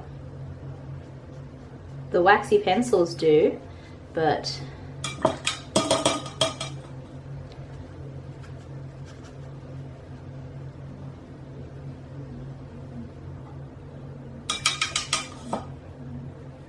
I'm picking up another color, and that color is Rose Madder. Rose Madder is more of a pink.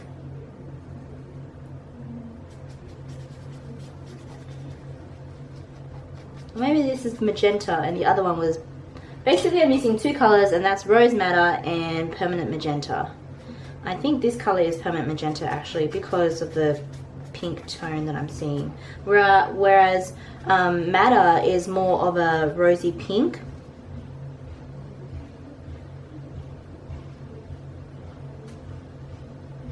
Now there's no real like technique as to what I'm doing right now with the background. It's all about layers and using the water to blend things together. And I guess I'm using a crisscross method. You need to be careful though, because the water may seep through the spine onto other pages, so please be careful. So that's why, like, at the end of this, I recommend running a cotton bud or tissue on the spine.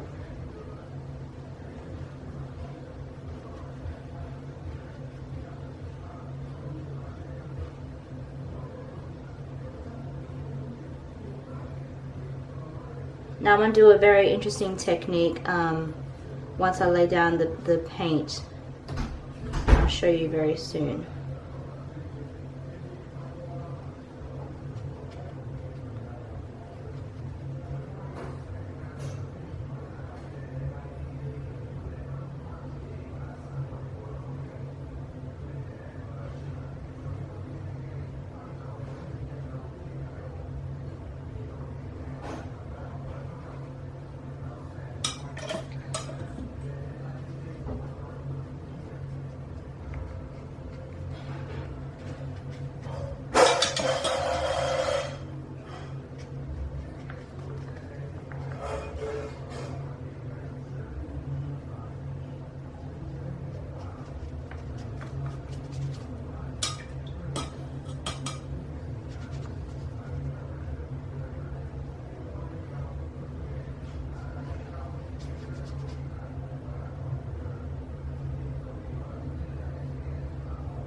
Now the point is not to drown the paper.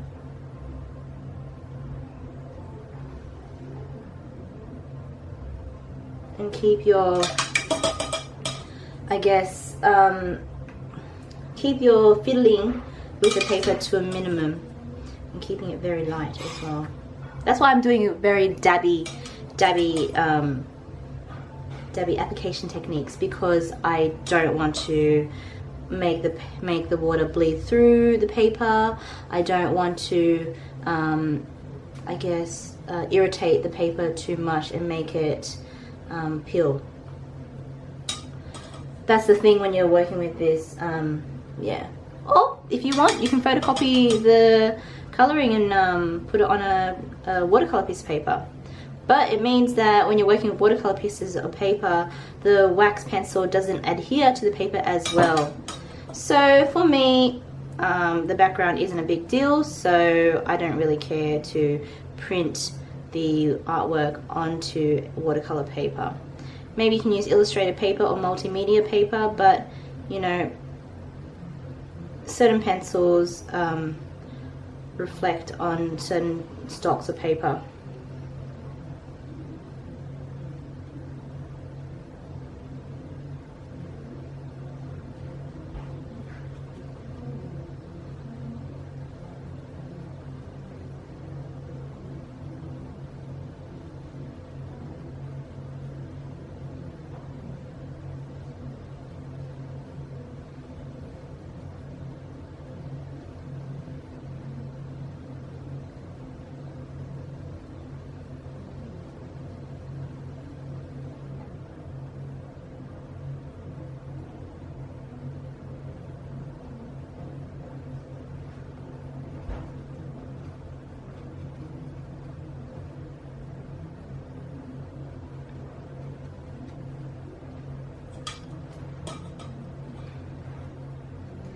See how that Viridian mixes in and makes that beautiful color? That's why I've chosen Viridian in particular, because it has that blue tone. I'm going to pause and I'm going to quickly grab some stuff and I'll be back. Alright, I am back. I'm just going to zoom in a little so you can see the whole thing. It's looking good. Okay, so it's about drying, letting things dry, and layering, just to keep the color really intense. Magellas are really intense anyway, but it's all about layering for background, and that would just increase the intensity, you know.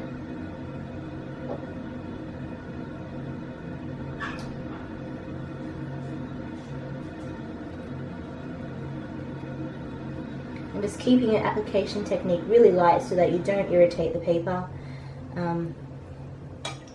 That's the best thing that you can do for background methods in the book. If you're working with watercolor paper, go right ahead and do what you like with how you apply.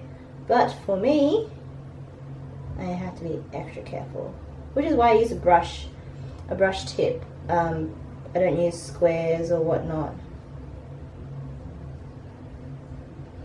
This gives me better control.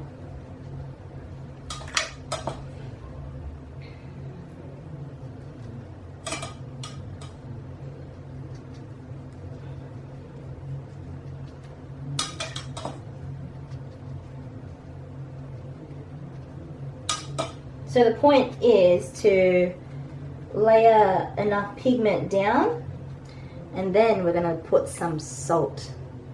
I love salt method. I haven't done salt method in months, and that is why I am excited to do this.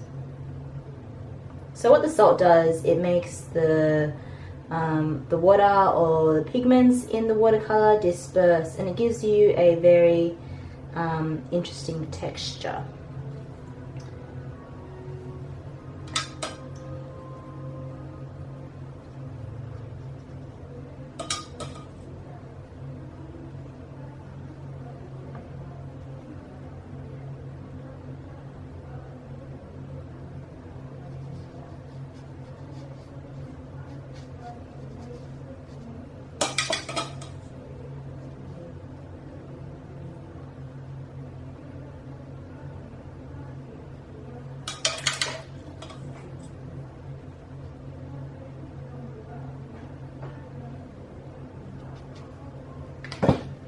Alright, so what I'm doing is I'm just getting basic kitchen salt. I normally do this like with rock salt, but I guess I can just try with kitchen salt. The only thing it means is that because kitchen salt is finer, the textures are going to be finer. If you go rock salt, obviously the salt pieces are giant, so the texture is a lot different.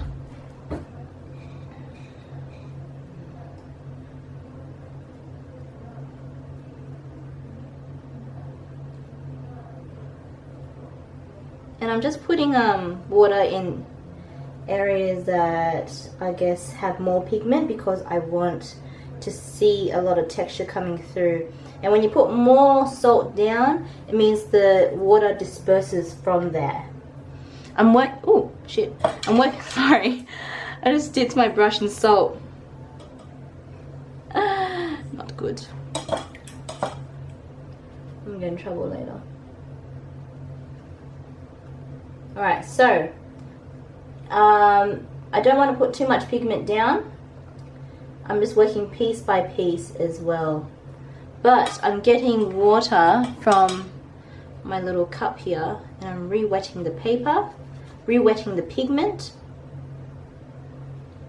just so I can see that the watercolor is bleeding a little. And yes, we are going to work piece by piece.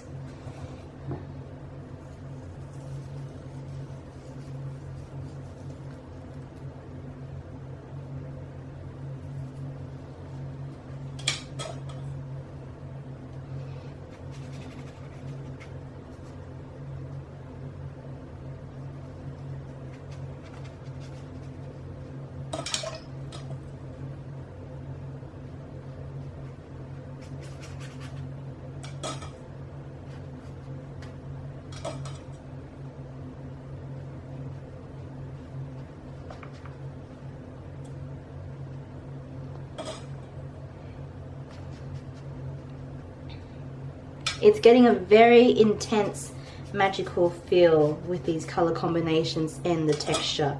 I'm really liking how it's developing, and as you see, I'm not really caring for the world what I'm doing with this brush technique or whatever.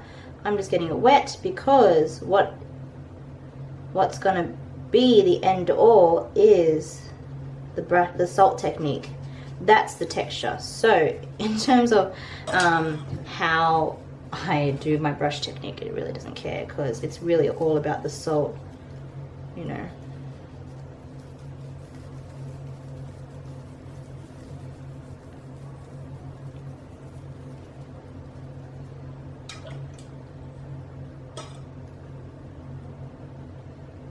I'm just going to add more pigment here because I want it to be intense.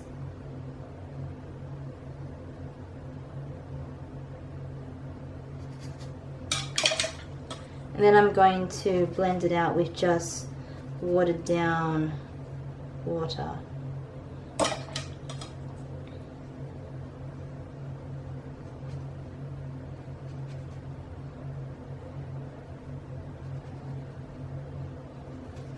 See how your choices of color can really affect how things turn out.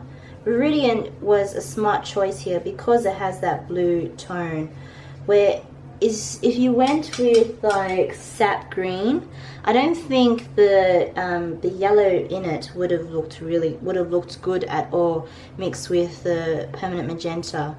Anyway, permanent magenta has that pink purple hue anyway as well, so they work together. Whereas if you chose like a crimson red or a cadmium red, it would turn out very different. So color choice is very important and you need to be smart about it. But at the end of the day, if you make a mistake, I guess you can always work with it. So, you know, it's not the end all of things. A lot of people always tell me, I'm scared I'm going to ruin it, blah, blah, blah. I'm very careful, and I say the same thing back. I say, look, there is no way that you can ruin anything in my books. If you ruin something, I can promise you I can fix it. But it's not about fixing. I guess art is about people's interpretations anyway. So, you know, you may think it's ruined where someone else thinks it's not. You know? I'm a perfectionist, and yet I can never feel like something is ruined. Even though I'm a perfectionist, it's weird, hey? But for me, you can't ruin something. I just feel like you can't. I don't know. I feel like you just have to see it in a different perspective or in a different light. A lot of the times, I think I was saying it before early in the video, a lot of the times as designers, we always come through roadblocks, and we're always so, when we're doing a design or a concept, we think, oh, this is a great idea, and then halfway through was like, what was I thinking? That was a horrible idea. And sometimes it's not about the idea being bad, but the way you're approaching the idea is wrong. Maybe you need to approach things in another angle. And that's the same with art. The way you're approaching your art may need to be altered. If you think something is ruined, it may not be ruined. Maybe you're approaching it in the wrong light. Maybe you need to see it in a different perspective. That's my 2 cents about that. So don't think that you've ruined something. Maybe you've done something and it doesn't look right, and maybe you should try a different medium. Sometimes I'm like that too. Sometimes I'm like, this looks crappy, why can't I color, why can't I paint these days? And I realize I'm just stuck in a medium. And sometimes it means that I just need to throw myself out of that medium and go outside the box. For example, if I can't do pastel painting, I gotta do watercolor painting because I'm stuck in pastels. I'm having roadblocks, and we always get roadblocks. If you don't experience it now, you won't experience it later, and you need to be able to cope with those roadblocks in life, those artist roadblocks. You know, that is life. It's how we grow. It's how we grow as artists, right? Alright, I'm almost done. Putting some salt. I did a massive boo-boo before I filmed this background segment.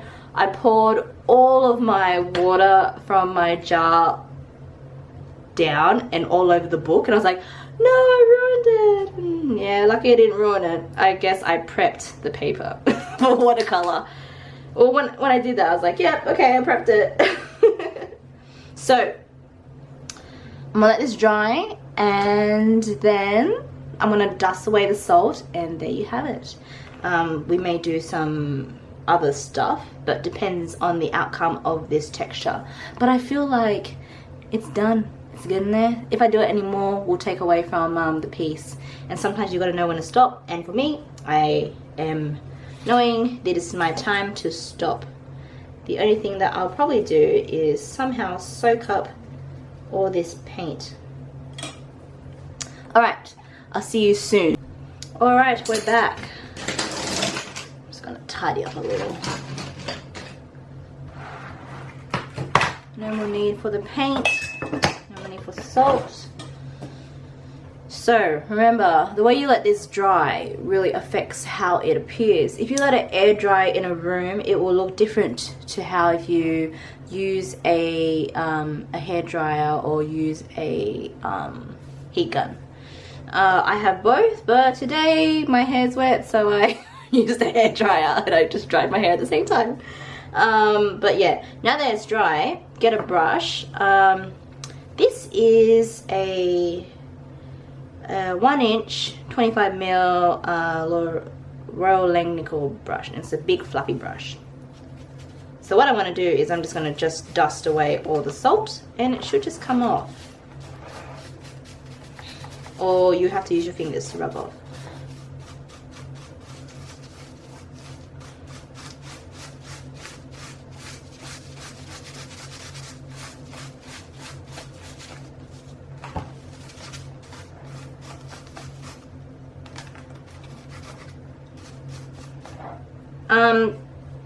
If you're doing this, I would recommend using not a soft bristle brush, but a hard one with a bit of texture, because it will help you lift the salt off the paper a lot easier.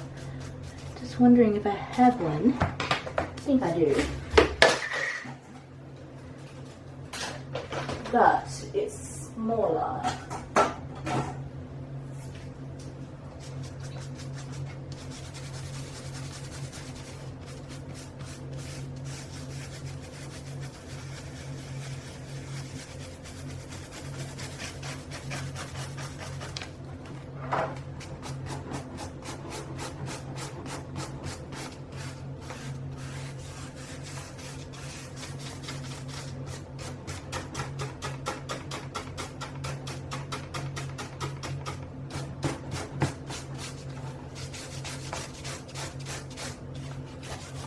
So I'm going to keep dusting this off and then I'll show you the final outcome. Alright, we're going to finish this off and it's going to be really quick. And I'm going to pick up that dark indigo, which is 157. And basically what I'm going to do is, this is optional, but I'm going to create some shadow around the figures. Because I kind of want them to pop, well not pop, I just kind of want a bit of contrast between the background and the images. It may not make that much of a difference, but to me it just creates some shadow and contrast between the figure and the background, so it kind of, well, I'm hoping it will stand out. I'm not quite sure, I won't know till the very end. And I feel like this is probably one of the ways to do it. You can also use Posca pens to highlight as well. That is also an option that I'm going to explore. But I'm not going to really spend too much time on this shadowing that I'm doing right now. I'm just doing it just to see where I can take it.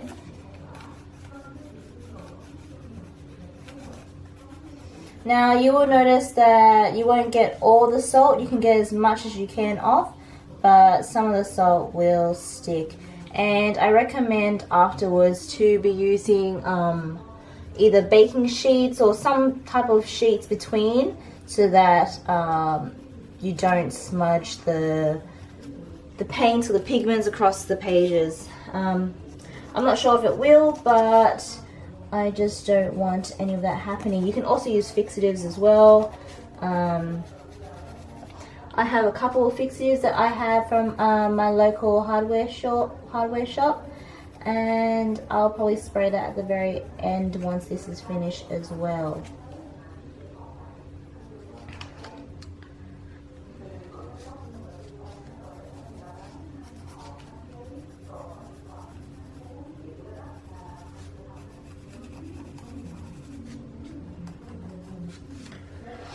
You know, like, I don't think that pen shadowing thing is really going to do much, so I want to see where highlighting can take me. And I'm just going to go really loosely with this and just highlight.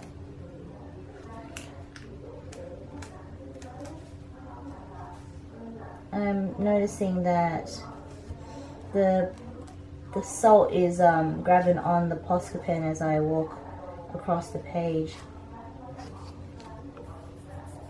And I can see just doing that little Posca pen, it kind of pops a little. I'm only doing it very loosely and sketchy because I'm not being too fussy about this.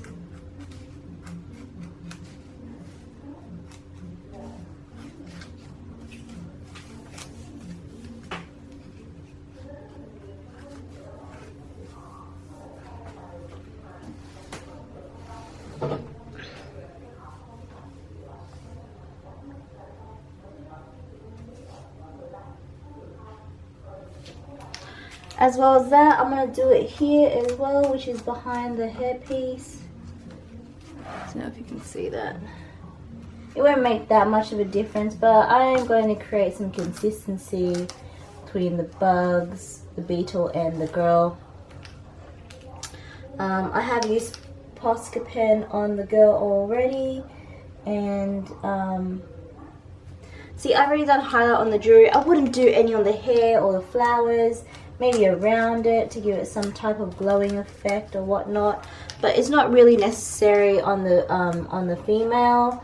I'm more doing it to highlight the beetle, because the beetle is see, it's kind of insignificant. It doesn't really stand out as much as the female, but we still want it to pop a little, and that's why I'm using the Posca pen. So I'm going to stop right there before I go too hard. I'm going to sign it. And that's it for today. This is my second tutorial. Well, no, this is my third tutorial on a Hanna Karlzon piece. And this is Girl with Her Beetle. And this is from the book Sommarnatt, which in the English version it's called Summertime. Or Summer Nights. It's called Summer Nights. This is a lovely book. her illustrations are amazing. She has so many books, and I really want her new book, but you know, I have so many already, and I would be lucky to have her newest book. What's her newest book? The mermaid one. Yeah, it's like a mermaid theme one. It's got so many female characters. That's what I love about her pieces. She does beautiful female characters. Anyway, guys, if you like this, comment, like, subscribe. If you attempt this, please tag me. Please upload a picture to Instagram or Facebook and tag me on one of my social media platforms. I have Facebook, Instagram and Twitter. It's all in the description box below. And please follow me, please tag me if you're doing this tutorial. I love seeing your renditions of my work. And if you like it, please tell me in the comments below. And I hope you guys have enjoyed. I'll see you guys next time. Bye.